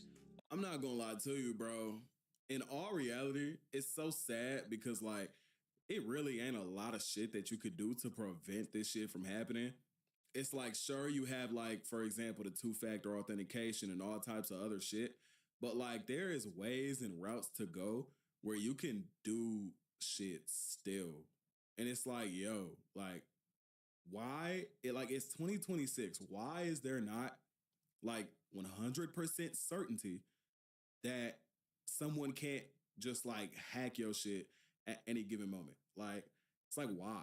You know what I mean? I don't understand why, to this day, there's still no 100% guaranteed, way. It's damn. Are very smart, okay? And I said it before in one of my previous videos that it's a real shame that these people, they have this intelligence, this experience, and these tools to be able to use it in the way a lot they of do, good shit, bro. right? They could, but they chose crazy. to do the dumbest, most pointless shit ever, and that's getting into somebody's account and live streaming some like crypto financial shit. Like, I don't understand. I do not understand what that does, right? Like, there's no benefit of that. Like, the thing is, right? I gotta say, like, at the end of the day, he has a YouTube channel with a huge following behind it. So if somebody was to get a hold of his shit, whatever the fuck they want to post and live stream or whatever, they got exactly what they wanted, which was exposure, especially as like a Dragon Ball content creator. You got a bunch of kids on your shit, like a bunch of super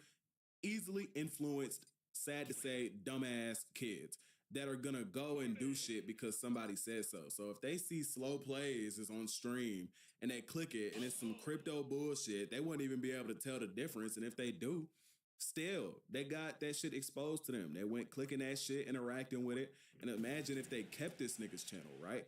It's even worse because people are so fucking stupid. People will hate some shit and then continue to interact with it so that they see it more. It's just like, why? It makes no fucking sense. But, and like, as for him, he's like, well, why? You know, it doesn't make a lot of sense to me. But it makes sense for them.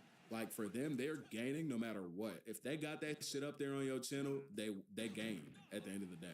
Like, it sucks, but it's the truth. Could be, you know, you could get a job. It's scary because like the amount for of like things they can security just and steal. shit, Exactly. like, you know, cybersecurity or Info you know, stealers. something in terms of like a bunch of And like literal just technological images now. internet Yeah, that's type shit, crazy, right? bro. And that could pay very well for you with your experience and everything, and you chose to do this just pointless waste of time, right? Like, there's nothing. The thing is, you can learn this shit too from like I wouldn't even say it's hard to learn how to do. Like, computer science is not something that you need to go to college for. And a lot of people, sadly, are not able to because obviously college is expensive as fuck.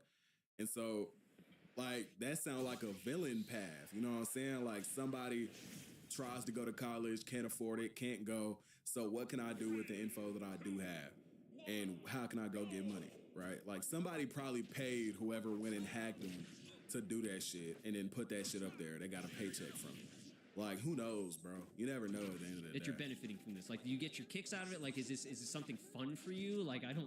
Yeah, don't fun know. is insane, bro. Maybe you guys can explain to me what the mentality behind this shit is. But it's absolutely insane. Who and knows, it's bro? ridiculous, and it's just become really crazy. You know, ever since I guess there were all these data breaches back around. I want to say it was like maybe March.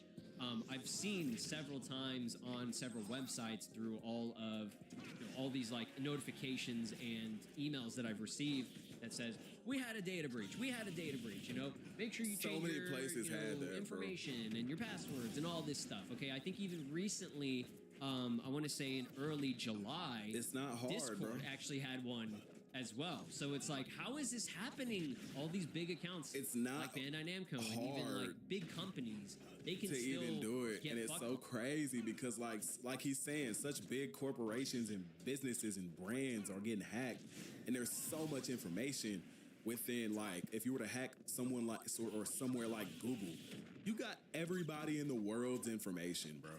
Anything in their Google Drive, their Google Docs, their goddamn Google Photos, anything, whatever the fuck they got with having to do with Google, you have that shit. like this. Okay, with the amount of people that run it, the amount of two-step verification, and all this shit that's and happening, it's just not hard enough to get. Wait, how much is this again? Yeah, no, McDonald's. Let's go. The $8 Big Mac Extra Value Meal. Mouth-watering. They're just getting way smarter, I guess, with this, and they're just and it's finding 2026. different ways of getting in because there's just More so many people ways are gonna that know they how can to get do in, it. and it's crazy. It's absolutely insane. But for those of you that have experienced this or maybe have never experienced this, what I would just always recommend, and a lot of this stuff is common sense and obvious, is, you know, turn on your two-step verification. Try to get a physical key if you can, like, you know, do your backup codes and all that stuff. And when I say a physical key, I mean like an actual, like something like a Google Titan. Okay. You know, that was something that was recommended to me to, you know, have if the two-step verification and stuff doesn't work.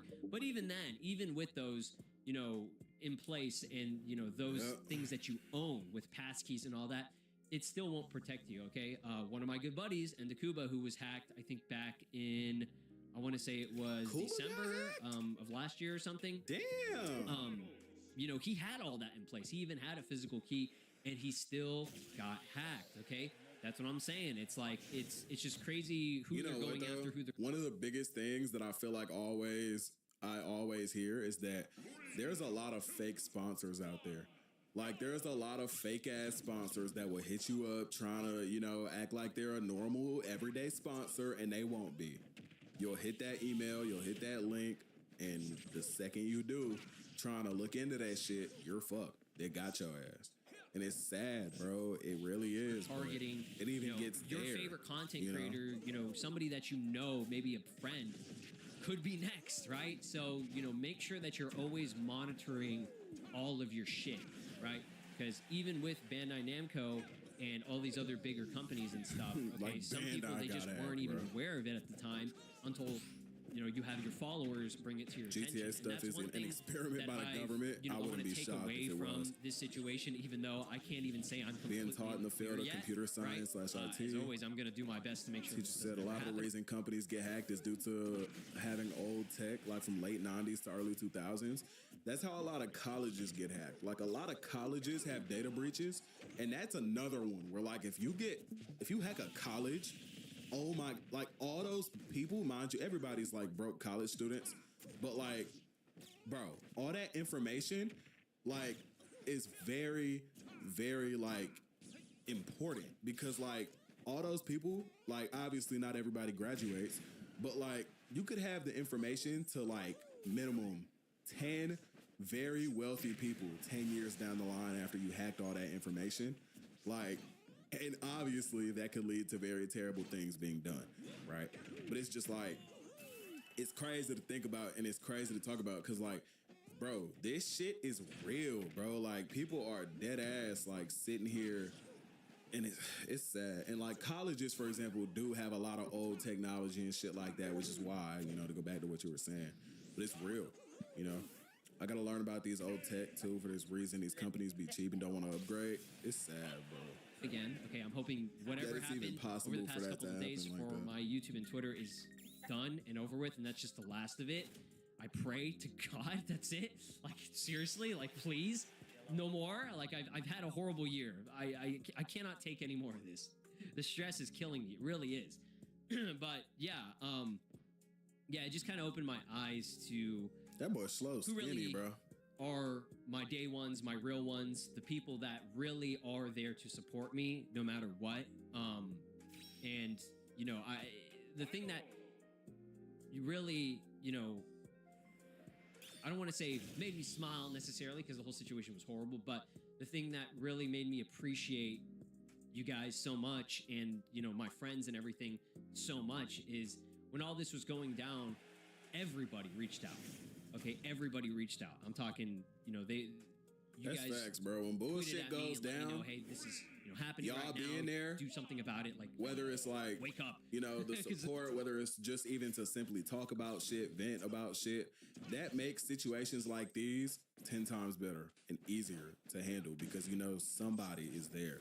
Like, no matter what you go through in life, you could be like in whatever situation where like you got whatever happening to you or whatever is going on with you in your life, and that community that is there, that you've built up over time and that knows you, like, makes so much shit so much easier, because it's like you could be seeing and dealing with a lot of shit, or like hearing a bunch of like negative shit in one ear, and in the other ear, it's like, that's like the community that you have on like the YouTube and like all the platforms and shit, right?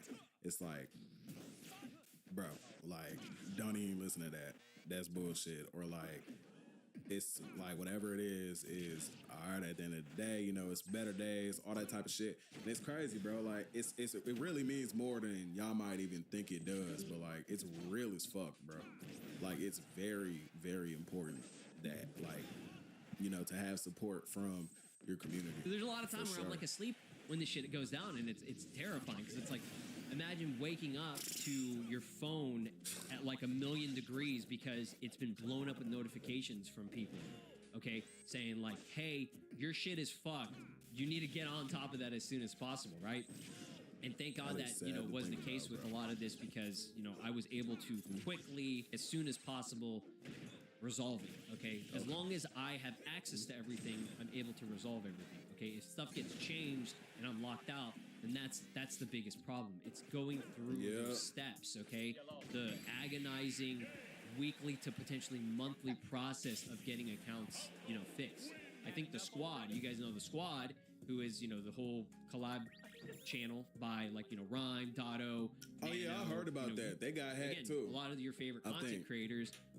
That was hacked, I think, a couple of months ago or a few months ago. And Like, how does they that had an issue. happen? The whole process for them took like a whole month. Like, it's different for people, right? For me, it took one day to get it fixed, but then I got locked out again because even Google couldn't trust me. Okay, and that was the, you know, second, you know, part of the situation is for the initial hacking crazy, for me. bro. That was the absolute worst. Was giving, you know, having to give up everything and use Saw a different sneak methods peek of of the getting Jaren in. scan. I'll send it in That's the one general. thing Hell I have yeah. to say is that Let me see it. I don't want to give up, and I'm not going to give up. I'm not going to let these motherfuckers win. And, Nah, bro. You know, try to destroy my mentality, my morale. Like, my. At the end of the day, bro, you gotta understand, we are in the Dragon Ball space. At the end of the day, Ladies and gentlemen, Twice Yearly Prep is here. One office visit every 6 months, 2 times a year. I don't know what this message is for. But chosen was they balling on social media. But suffering behind closed doors. Want me to tell you that karma is serving a dish so cold to the point where they can't even enjoy the food that's in front of them. I need all my chosen ones to please stay tuned to the very end of this video. You gotta realize, chosen ones, that the people that went against you, toxic relatives, so-called friends, nosy neighbors, people in your hometown, people in your church, what you fail to realize is, if you pay attention to their social media, they balling. They living their best life on social media. But one thing you don't see is them suffering behind closed doors. They are full of guilt because of what they did to you behind closed doors. They full of misery behind closed doors. And one thing you got to notice, chosen ones, is that these people that went against you, they never post their failures. They never post their struggles. And when they come around you, they try to make it seem like everything is all peaches and cream, sitting on top of the world, living their best life. Oh yeah, they be smiling in your face. But the moment they go home behind them closed doors, they get so mad and upset. Because guess what? They really want to take your place. Don't let social media fool you, chosen ones. Because the truth of the matter is, it all goes down behind closed doors. But I'm going to tell you that karma never skips an address. As a matter of fact, karma has just arrived. Karma have arrived to the scene and is serving them a dish so cold. This is supposed to be the karma they were supposed to receive years ago. I don't know who needed this message. Whatever these people did to you years ago, they were supposed to get it, and you guys thought they got away clean with what they did to you. But let me tell you something, they didn't get away clean.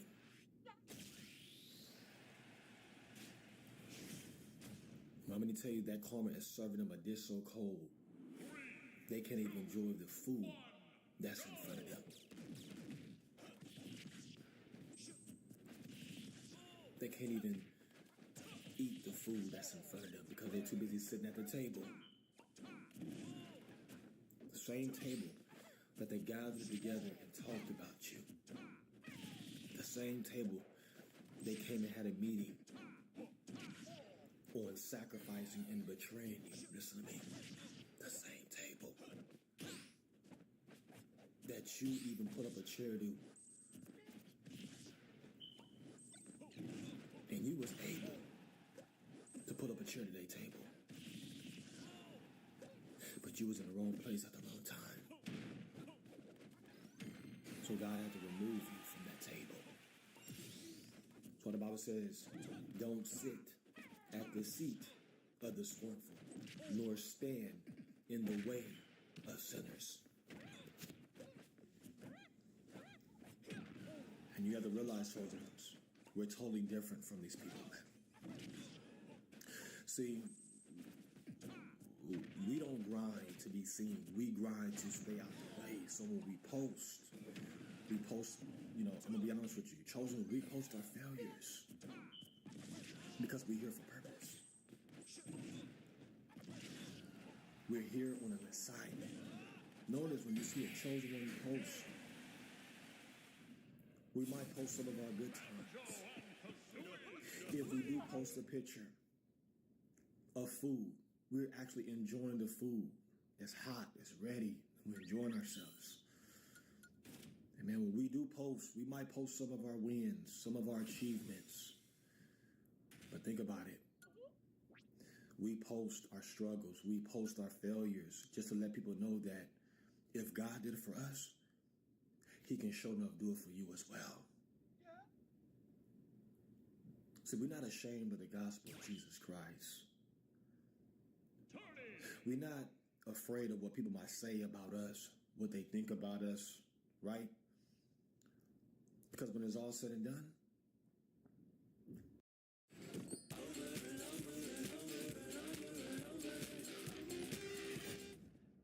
tokenomics is not an engineering conversation anymore. It's a P&L conversation. we know that God is the author and the finisher of our faith. And no matter what we go through, God is going to always see us through. I don't know who needed this message. So this message today is, stop letting social media fool you. Because of course they're going to be balling on social media. I don't know who needed this message. Of course they're going to put their best picture. 9 times out of 10, they're using AI anyway. Come on, this is how you know you really chosen. Chosen ones don't use AI in their pictures, in videos, none of that. Pay attention. Listen to what I'm saying. But now AI is out, and everybody using AI, they don't even get the real definition of AI. AI is the anti-Christ. Listen to me, you can tell. And AI is fake. The people that they created with this all AI look like a fake cartoon character. These people don't even look real. They don't got no soul. You gotta pay attention. We really living in the last and evil days. But when you see a chosen one post, we don't use AI. But it's the anointing of Jesus Christ. Don't you be afraid to put it up below. I don't use AI because I already have the anointing of Jesus Christ. Remember, the devil's a deceiver. He's a liar. He's a manipulator. And now we are in a season where the devil is trying to convince the people that work for him that they doing all right. Go ahead and post your wins. Go ahead and get all the attention that you need. Go ahead. Remember, the devil, he blesses the fake, but God blesses the real. Listen to me. 9 times out of 10, you're not even knowing the people that are posted on social media. Listen to me. 9 times out of 10, guess what? They did something wrong to get that blessing. You're not even knowing. But you out there getting it out the mud. You out there remaining fruitful and you multiplying. You out there making that honest money. Think about what I'm saying. Some of y'all looking at these people on social media. You wonder how come, hey man, they balling. How come they got the blessing before you? How come they got the miracle and the breakthrough before you? Let me tell you something. You can't look at it like that. Listen to me. These people are evil. These people are wicked. And don't forget that the wealth of the wicked is going to be stored up for the righteous. And people tend to think that the chosen ones, since we don't post a lot of our achievements and our wins, amen, since we don't show off, because when you're really chosen, we're very low-key spiritual beings of God. We're earth angels. We're not trying to be in the scene. We don't want to be the center of attention. Come on now. And when we post for purpose. Semi-finals. When we post with intention. Come on, somebody. Just like when God does things, he does things with the purpose and he does things with intention. Listen, we are created in the likeness and image of God.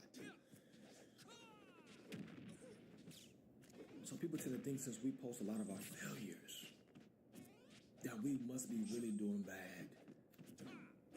Do you understand what I'm saying? People tend to think that since we're posting our struggles, that we're really struggling in real life, until they see us in public, glowing, shining, giving God the glory. Don't even look like what these same people put you through. But how ironic it is when you run into them. Oh yeah, they were balling on social media. You thought they were living their best life until you run into them in person, in public. And guess what? They're not glowing. They're not shining. They're struggling. They're suffering. Listen to me. And the moment they go behind closed doors, they're full of misery. They're full of guilt because of what they did to you. And on top of that, karma is serving a dish so cold to these people. Listen to me. Karma is serving a dish so cold, they can't even enjoy the food that's in front of them. Because guess what? Your ops, your adversaries, these people that went against you, they know what's coming. To be a sycamore is to be exceptional. Being a sycamore is walking with pride. Sycamores are willing to learn and grow. Sycamores are resilient. To be a sycamore is to be involved, passionate, and confident. I'm afraid our time isn't up yet. I told you, chosen ones, they did not get away clean with what they did to you. I don't care if it was 5 years, down the line, 10 years, down the line, 20 years, down the line. Guess what? That karma eventually is going to catch up with them. And it finally has caught up with them. And you'd be surprised that the same lies that they said about you, it came right back around like a boomerang effect and hit them.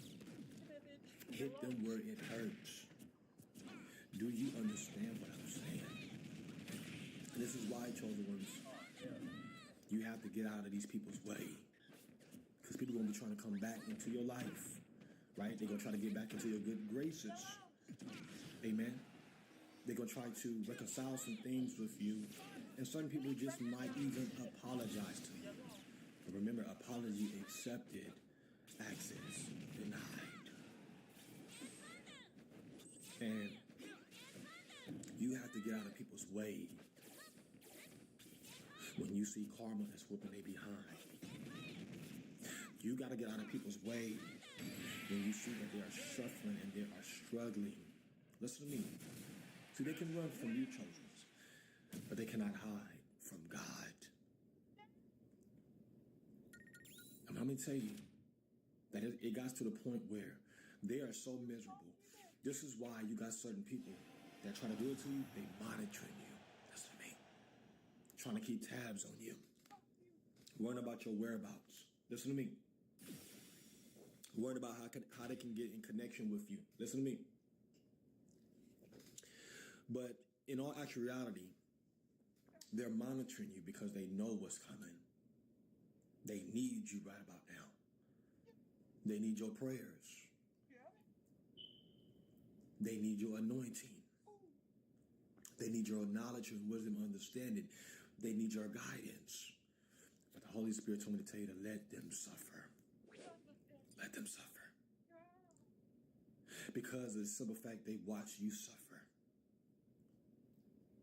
And I'm not just saying to let them suffer just so we can get the last laugh or we can point the finger and laugh at them. No. I'm saying let them suffer because either they're going to learn from this like you did, or they're not going to learn. Either they're going to grow from this and become better, or they're not. They got to go through the same pain that they caused in your life. I don't know what it is, message. They got to go through the same misery and guilt, just like you did. You got to be very careful. Some of these monitoring spirits, they want to get back into your presence, amen, so they can pull you down to their frequency. Listen to me. Some of these people want to get back into your life, into your presence, so they can pull you down to their level, because they see that, guess what? You're in this high frequency. They see you made it out of the fiery furnace. They see you just transform and transition from the pit to the palace. Thank you, Holy Spirit. They see that you have ascended to the next level.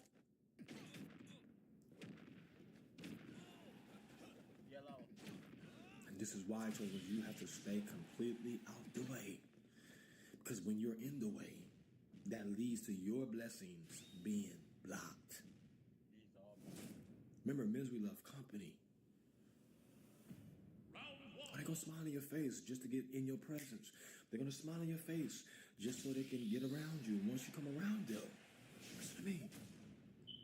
You're going to begin to sense the spirit of jealousy on these people, the sense of hatred, the spirit of envy on these people. And this is where all the jealousy jokes come from. This is where all the dimming of the light, people try to dim your light coming from. This is where people are going to try to hide the power that saved you. Do you understand what I'm saying? This is why you got to stay out the way, because guess what? It was God was the one that saved you. It was God. He was the one that came and rescued you and delivered you from the hands of the enemy. My God. It was God, the one that sustained you and kept you in the midst of your struggles, in the midst of your failures. And every time you was posting your struggles, every time you was posting your failures, they was laughing at you. But look at you now. You made it through. Look at you now. You end up getting the last laugh. Do you understand what I'm saying? And it's getting to a point where they are struggling and suffering big time behind closed doors. You'd be surprised how many people come into your presence. They pretend like everything is all good. They living their best life, right? But the moment they go home behind closed doors, they sliding down that wall like you did. When they first betrayed you, they go home and they slam them doors and they sliding down that wall and they doing the ugly cry. Oh yeah. They screaming and yelling out because they know that, guess what? They got theirs coming. People are struggling. Listen to me, behind closed doors. Listen to me. And so many people, let me tell you something. They may not be struggling financially just yet. Remember, they still got them blessings from the devil. Listen to me. All that wealth they accumulated, let me be honest with you, they lied for that wealth. They cheated their way to the top for that wealth. Listen to me. That's your harvest they got. Your inheritance that they got. But let me tell you something. Semi-finals. All of that getting ready to be taken away from them and be transferred into your bank account. I don't know what it is message. The Bible says the wealth of the wicked will always be stored up for the righteous. 3, 2, and it's all a matter of time, children, for you to accumulate all this wealth from the evil and wicked people who have been blessed by the devil. Remember, God blesses the real. But guess what? The devil blesses the fake. And don't you forget that. There are trucks there's the 2026 GMC Sierra. It's the truck. Get 2.9% APR for 72 months plus $1,500 purchase cash on Sierra models. Good morning, graduates. This is not a college graduation. Today is really about your resilience, about your grit. These are people embarking on an alternative pathway that might change how employers fill talent in America. Technology right now and where we are today. There's so much change in the world that's happening. And higher ed can't keep up with the speed or scale of the evolution of the work. So, when you see people on social media balling, putting their best picture, living their best life, don't believe all the hype you see. Don't believe all the attention that they getting. Think about what I'm saying. Because the truth of the matter is, when they're not on social media behind them closed doors, they're suffering. They're miserable. They full of guilt. And it got to a point where, guess what? Karma's whooping they behind right now. They done heard some bad news that they can't even handle. Yeah, the pressure has applied to their lives now. Yeah. The expectations, the expectations that you over exceeded when your back was against the wall, it's just reversed to them. And they were wise enough. They'll turn their whole life around to Jesus, just like you did. Come on now. See, they thought it was funny when you was posting your failures. Or they thought it was funny, they laughed at you. When you kept posting your struggles, but they finna realize behind closed doors, you was fulfilled. Come on, somebody. Yeah, y'all might call me a weeping prophet. Oh, he always crying, but guess what? After I finish that video, I already feel fulfilled. I got peace behind social media. I got joy and happiness. Hallelujah. And I'm here to remind you right now, when you got that peace, that's going to be the richest thing you will ever own in your life, chosen ones. When you got that joy, unspeakable joy, they can't take that away from you. And that's why some of you people, when they come into your presence, they can't stand you. They resent you. They hate you because of what's in you.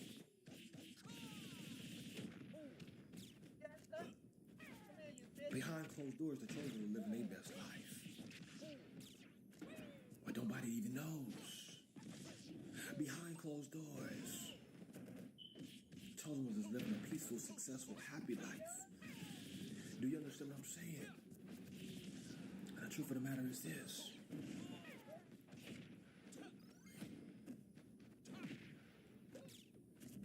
When we make our way into the spotlight, we ain't gotta be loud. You wonder why some of the people that struggle behind closed doors, when they come out in public, they loud in public. Remember, the enemy is roaming around, roaring like a lion. Think about what I'm saying. Seeking to whom he may devour. I don't know who needed this message. Yeah. That's why you go around certain people that did it to you, right? They loud, obnoxious.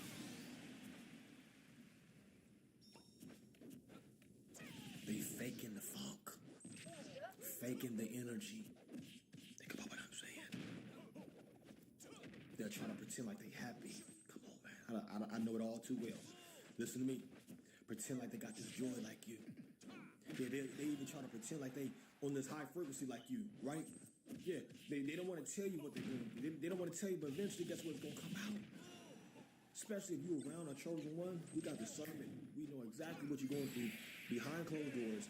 And guess what? You ain't even got to tell us. That's why God gave us wisdom, knowledge, understanding.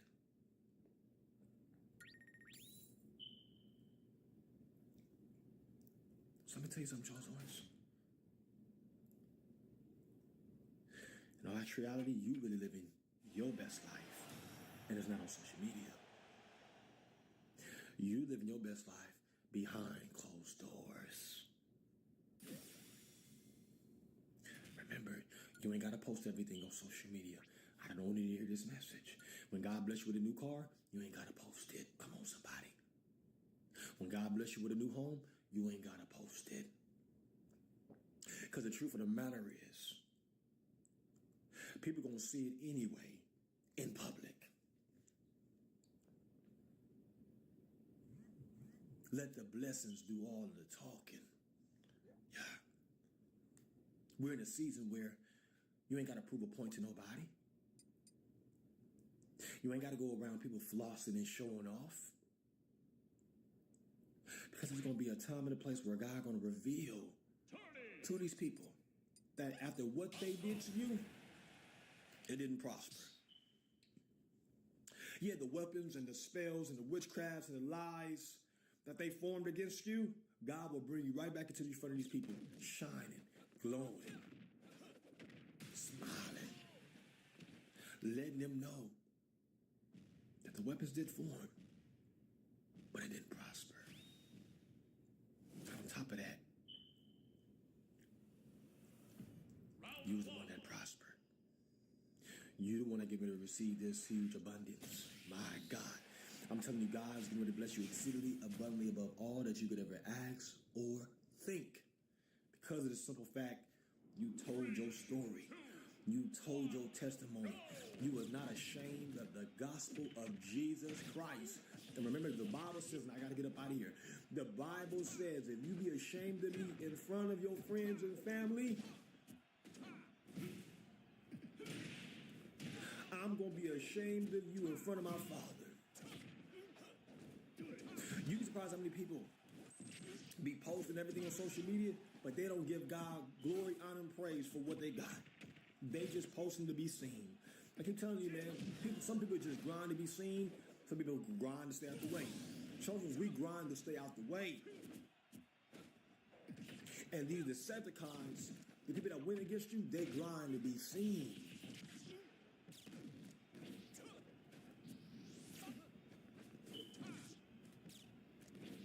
They people pleasers. Children, you God pleasers. Don't you be afraid of putting them low and say, the people that went against me, okay, y'all people pleasers. Something that used to terrify me in my business was doing my finances. So now I use... But me being a chosen one, come on and put it, I'm a God pleaser.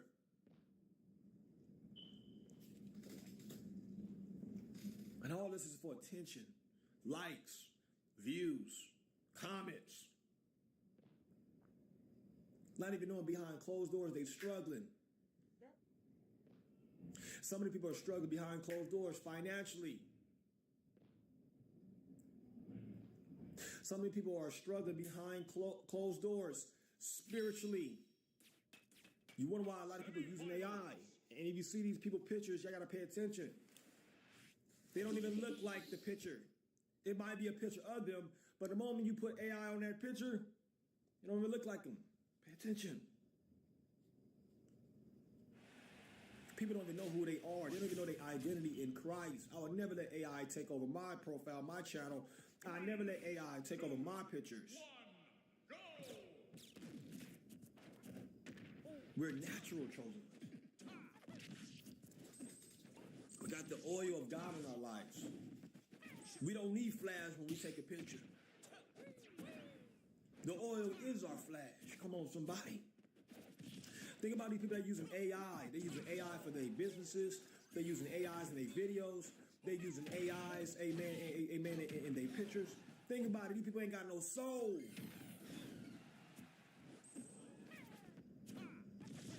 And 9 times out of 10, if I'm being completely honest, it's going to throw you off. But the people that are using AI, they don't have no anointing. They don't got no oil. Pay attention to people that really use AI. Even if they post a video of their natural self, you can tell they don't got no oil on them. They ain't got the presence of God on them. They got to use AI to get your attention. Come on, somebody. Y'all better pay attention to this word. Listen to me. That's what I told you. Or they balling on social media.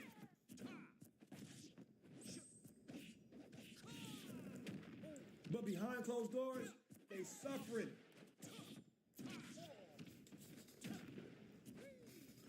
are suffering behind closed doors, guess what? All they do is watch you. They watching you posting your failures, but you ain't really failing. You just testifying the goodness of God. They see you posting your struggles. They see you posting a picture when you was in the hospital saying, okay, God, pray for me and all this other stuff. Listen to me. Guess what? When they run into you in public, you don't even look like that picture that you posted online. Come on, somebody. I don't need this message, man. Because it was God was the one that delivered you.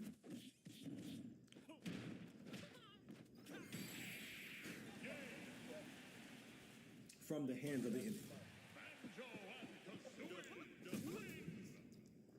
People they don't have no fulfillment. They don't have no purpose.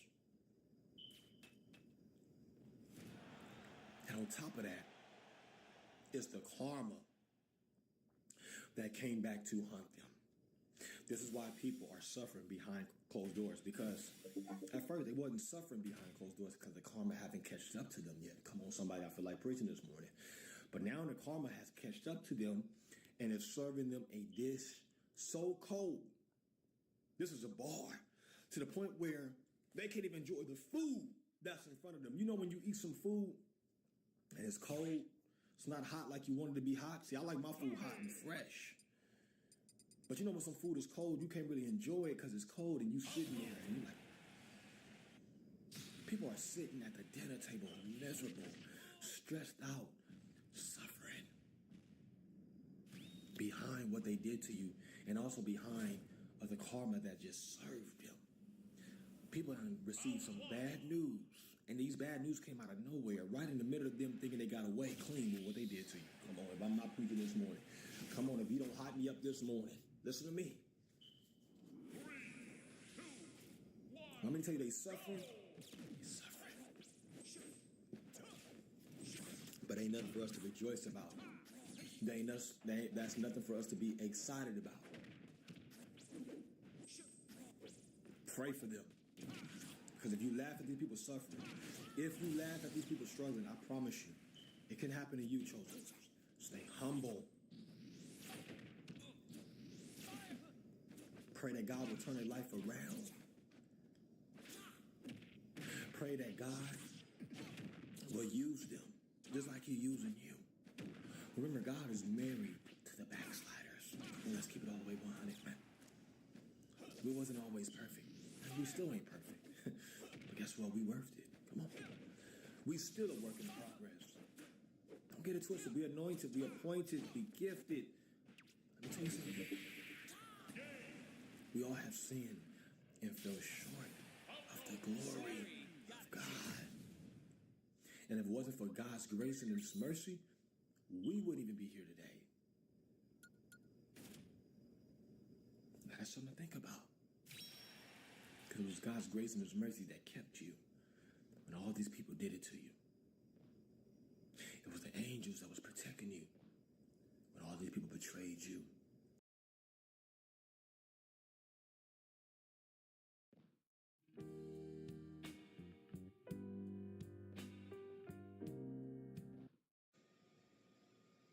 Yo, what's up? It's your main man, Drew Tube, and I'm back at you again with another video. Like this video, share.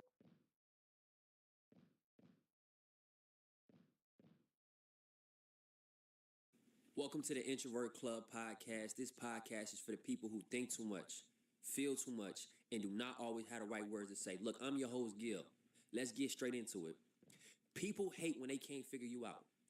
And the reason why that is if you walk in a room and you confident and you don't say a word and people can't put their finger on, like, what is it about this person? Like, what's going on with bro? Like, why he walk in a room real confident and just sit down? Like, he not trying to suck up all the energy out the room. He just composed to himself. You know why? It's because of this. I always tell everybody, it's not on you, it's in you. When they hear that, they think, what you mean by that? Look, when I say I'm an introvert, that means I get energy from myself. I get energy from within. I don't need the world to validate me. I don't need nobody validation. I'm good with me. So when I walk into a room and people don't know why I got this confidence, people don't know why I am who I am, they need me to say something. They need me to be loud and beating on my chest. But the truth is, nah, I'm cool. You can't put your opinion on me, because I know who I am. I know how I got here. I know me. I know what it took for me to get here. So I'm cool. I don't need to yell at the top of my lungs. Hey, you gonna feel it. When I'm in the room, you gonna feel it. The vibe, the aura, the essence of what's going on. I don't have to say it. When people can't figure you out, that makes them nervous. They need a reason why you're like this. They need a reason for you to tell me what's going on. When you get quiet, not only do people get nervous, they get scared. Oh, they need to say, hey, you antisocial. Oh, you think you better than everybody else. Oh, you think you important. Oh, you bougie. Oh, you. They give you every single word, but hey, I'm just quiet because I'm good. Because I don't need all that extra shit. I don't need what y'all got going on. I already got my own thing going on. That's why people hate. That's why people don't understand. Yo, if I cannot put my finger on it, what is it? It's me. I'm cool. I don't need no extra shit. I can be alone by myself. People never witnessed nothing like that before. People never witnessed people being alone and strong. People never witnessed, hey, you don't need nobody? My uncle told me, hey, the most dangerous man in the land is the man who can provide for himself. And not just money. Provide his own freedom, provide his own safety, provide his own finance, provide his own everything. A man who can stand alone is the most dangerous man alive. And I ain't saying this as, oh, you don't need nobody. You could have people in your life. But for me, I don't need the extras. You ain't finna be in my life just because you gotta add something to it. But even in that, I ain't gonna beg for it because I don't need it. I'm cool by myself. I'm cool alone. I'm the main course. I don't need no sides for real. People don't like that though, because it seems like you cocky instead of confident. But it's confident because I did the work. People like to assume. People only dislike you because they can't figure out why you are the way you are. And it's not your job to tell them. Now, let me go to another topic of the day. People shouldn't have to lose you to appreciate you. What I mean by that is, if you in a relationship or in a friendship, people tend to see your value after you remove yourself from the situation. Now they realize all of the stuff that you brought to the table. Now they start to realize, yo, my life was different when you was around. I was a little bit happier when you was around. I had somebody who had my back when you was around.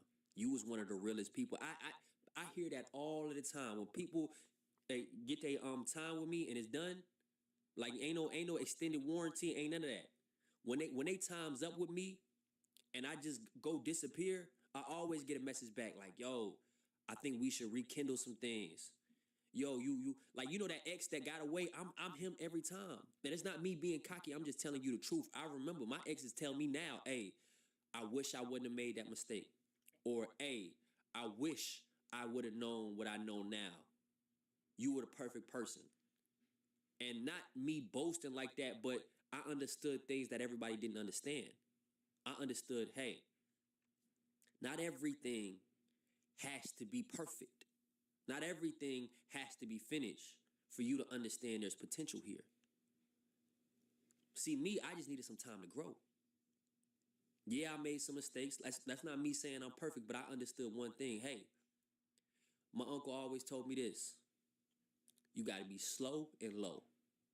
Everything gonna come as long as you move slow and you keep it low.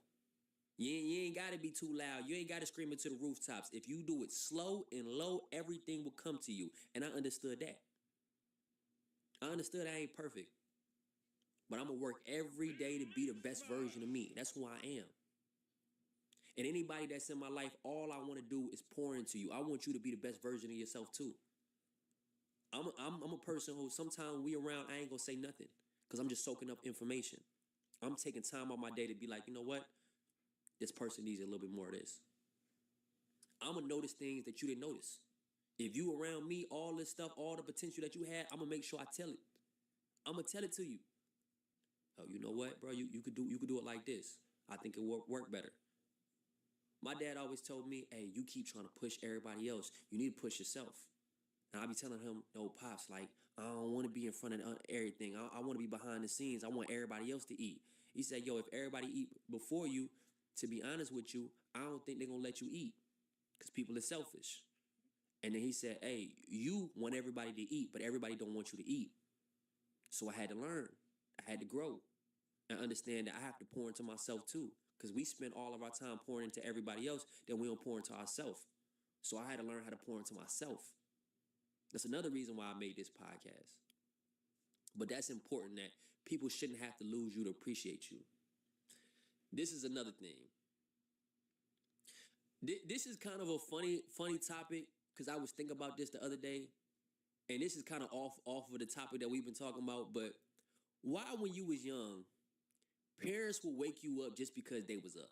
Like, you ever been at a friend house and you sleeping at your friend house, you got your little bean bag or whatever you got going on, and you laying down on the floor, and then you just hear people just start waking up around you, so you automatically think you got to get up, and you be like, damn, like, all right, hold up, let me get my stuff together. You put your cover together, trying to figure out they are cleaning, they moving around. You like, damn, like, shit, everybody up. All right, everybody wake up. At my mama's house, hey, you couldn't be asleep if everybody was up. You got to be up. You got to find something to do. You got to figure out if you're going to be cleaning, putting something together, cooking, all of the above. My mom wasn't playing no games. Everybody asked me in the comments saying, hey, you talking like this, but you seem so young. And I try to tell people, look, I was raised by older people. So my mentality is naturally just a little bit older. I might be young, but I was raised old, if that makes sense. Like, my dad had me around like late 40s, 50s type. So he grew up in the 50s. So it was a lot of old sayings, a lot of old things. So don't judge me, y'all. But to be honest with you, I remember that. Not only do I remember that, I remember when Red Lobsters used to be a 5-star restaurant. Real talk. A lot of y'all ain't gonna feel me if you was young, but if you grew up in a time where Red Lobster used to feel like you used to go dress up and go to Red Lobster. Like, people used to spend their graduations at Red Lobsters. People used to spend their prom nights at Red Lobsters. Your birthdays used to be at Red Lobsters. I remember the time period that Red Lobsters, Blockbusters, and all of these things was the vibe. It was the wave. Like, Friday night, hey, you go figure out we gonna do movie night. We going to the Blockbusters. We finna look around, all type of stuff. I was sneaking in the back room. I was doing all type of crazy shit. But that was fun. And then I remember Red Lobsters. And the sad part about all of this is I don't even eat seafood. But I'm Bahamian, so my whole family eating seafood and Caribbean food, all type of stuff. So they would go to Red Lobsters. And they even brought me to Red Lobster for my birthday. And I don't eat seafood. But that's because it would just show people like, yo, this is a version of 5-star dining. Now we look at it and be like, Red Lobster ain't 5-star. But when I was young growing up, I always thought Red Lobster was a 5-star establishment. And that's just crazy. They try to bring it back. That's another thing I was just thinking about. But this is another thing, another topic that's on the board. Sometimes you miss the people that you don't want back in your life. And the truth is this.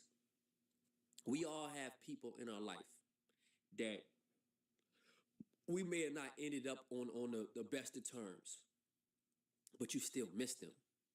And you like should I call them? Should I let them back in my life? But once you realize all of the stuff that they did to you, you like, just because I miss you don't mean you deserve to be back in my life. Because I'm making changes with my life. I'm switching up in my life. I'm doing things different with my life. I don't think that the people that, just because you miss them, don't mean that you want them back in your life. And it's just the truth. I got friends like that. I got people in my life like that. I got family members like that. And it's just, you have to understand that just because you miss somebody doesn't mean that all of the history that was negative, you just forget that because some of the memories was lit. Some of the times together was lit. Yes, just keep the memories where they at. But you can't let these people back in your life. You didn't change. You didn't evolve. You didn't grow. I try to tell everybody that, look, hey, just because you and Shawty relationship ended and you miss her and you want to spend time with her just because of all of the good memories, remember she had you sick. Remember she had you crying. Remember she had you upset. Some of them relationships, hey, they need to stay where they at. Miss them from a distance. Oh, I hope y'all hear that. That's my what you call it machine. My washing machine. But anyways, I appreciate all of y'all for watching, man. Like y'all know, this is the Introvert Club. This is for the people who think too much, feel too much, and do not always have the right words to say. Not only that, y'all know, like I know, if you like this,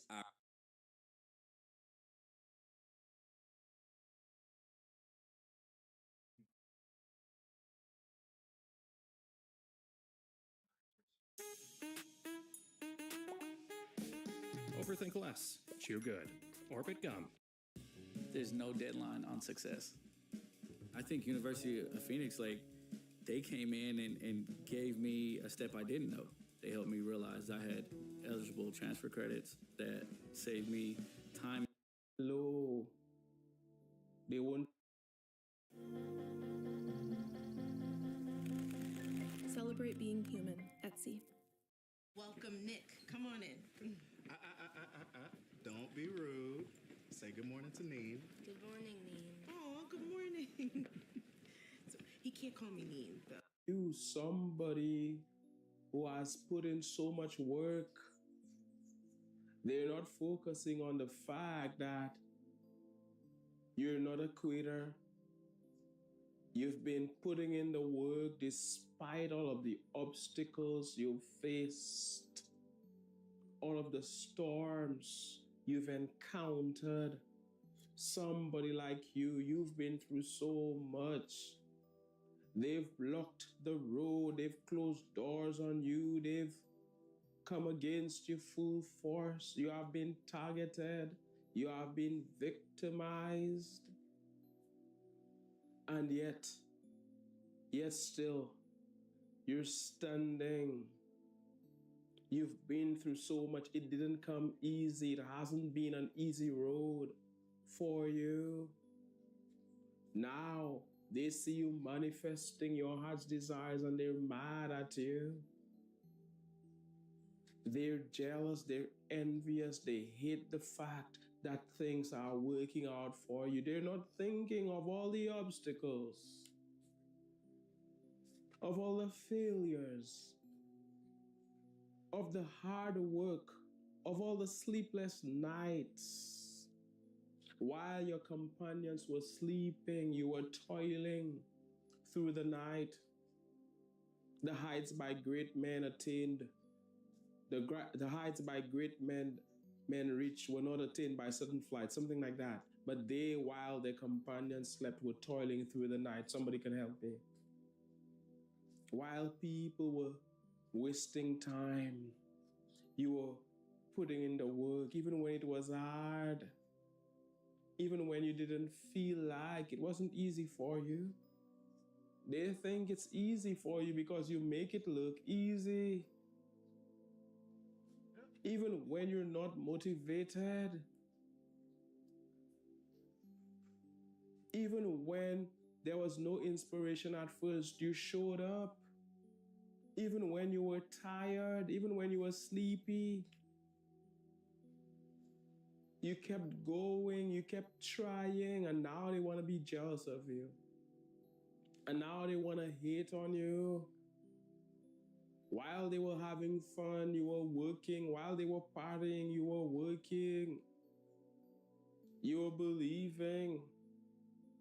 You were working on that vibration, aligning to what you want. They didn't see that. They're not focused on that, but they want to be mad at you. They want to make you feel guilty for the things you've achieved, as if you did something wrong. Furthermore, they're judging you wrong. Other people are allowed to do what you did.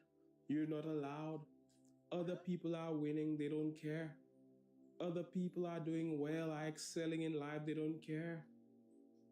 You're the one they're focused on because they've known you for a long time, because you grew up with them, because they're related to you, because they're your friend, fake friend, because you went to the same school as them, because they've known you for many years. A lot of people, because they've known you for a long time, they think they know you. They knew you, they knew something about you, but you're not the same person you were yesterday. You're hardworking, you're industrious, you're an advancing person, the advancing man or advancing woman that you are. They're jealous of you, but they didn't see all of the hard work you put in. Here, you're the prey. What the hell are you? We run, we die.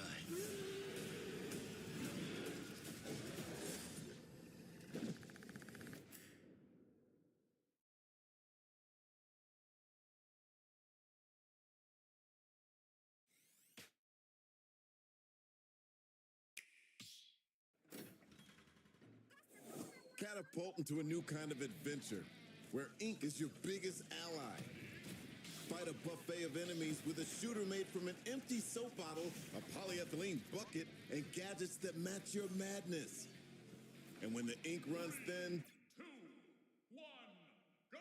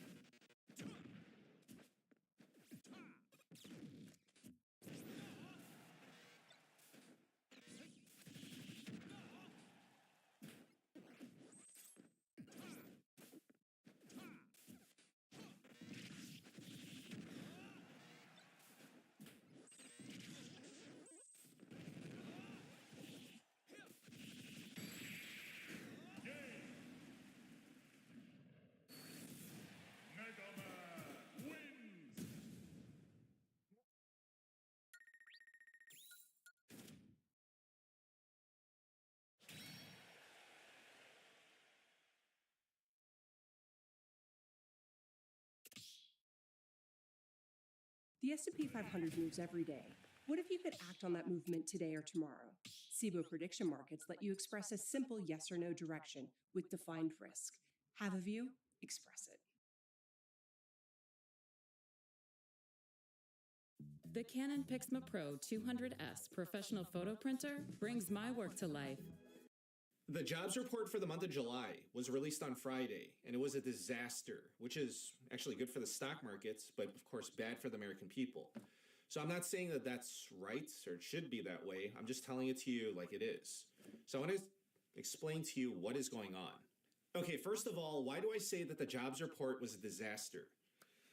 Well, it's because the average expectation was that the labor market would add 83,000 jobs in July. And did the results meet that expectation? And the answer is no, not even close. For the month of July, the labor market lost 23,000 jobs. You know, fewer jobs for the American people, and of course, the stock market celebrated. Okay, now I want you to take a look at the monthly jobs created or lost, and this is over the past 5 years or so. And I want to ask you, do you notice a pattern? Like, if you ask me, I would say, yeah, like I clearly see a pattern. The labor market continues to soften. But what's even more concerning is that the jobs report, so what the jobs report said is that the government revised the May and June figures downward by 103,000 jobs. So listen, the government is saying that we lost 23,000 jobs in July. But personally, like my opinion is that I believe that number is closer to 100,000 jobs lost in July. Like, I know that's a wild claim, but I'll tell you what's crazy. Like, what I find crazy is that I believe that the majority of Americans would actually agree with my number rather than the government's numbers. Like, am I being crazy or am I being honest? Maybe a little bit of both for speaking up with the truth. Now, I want you to check this out. For the month of July, the unemployment rate fell to 4.1%. It was 4.2% in June. Okay, so how did the unemployment rates go down when the labor market lost jobs in July?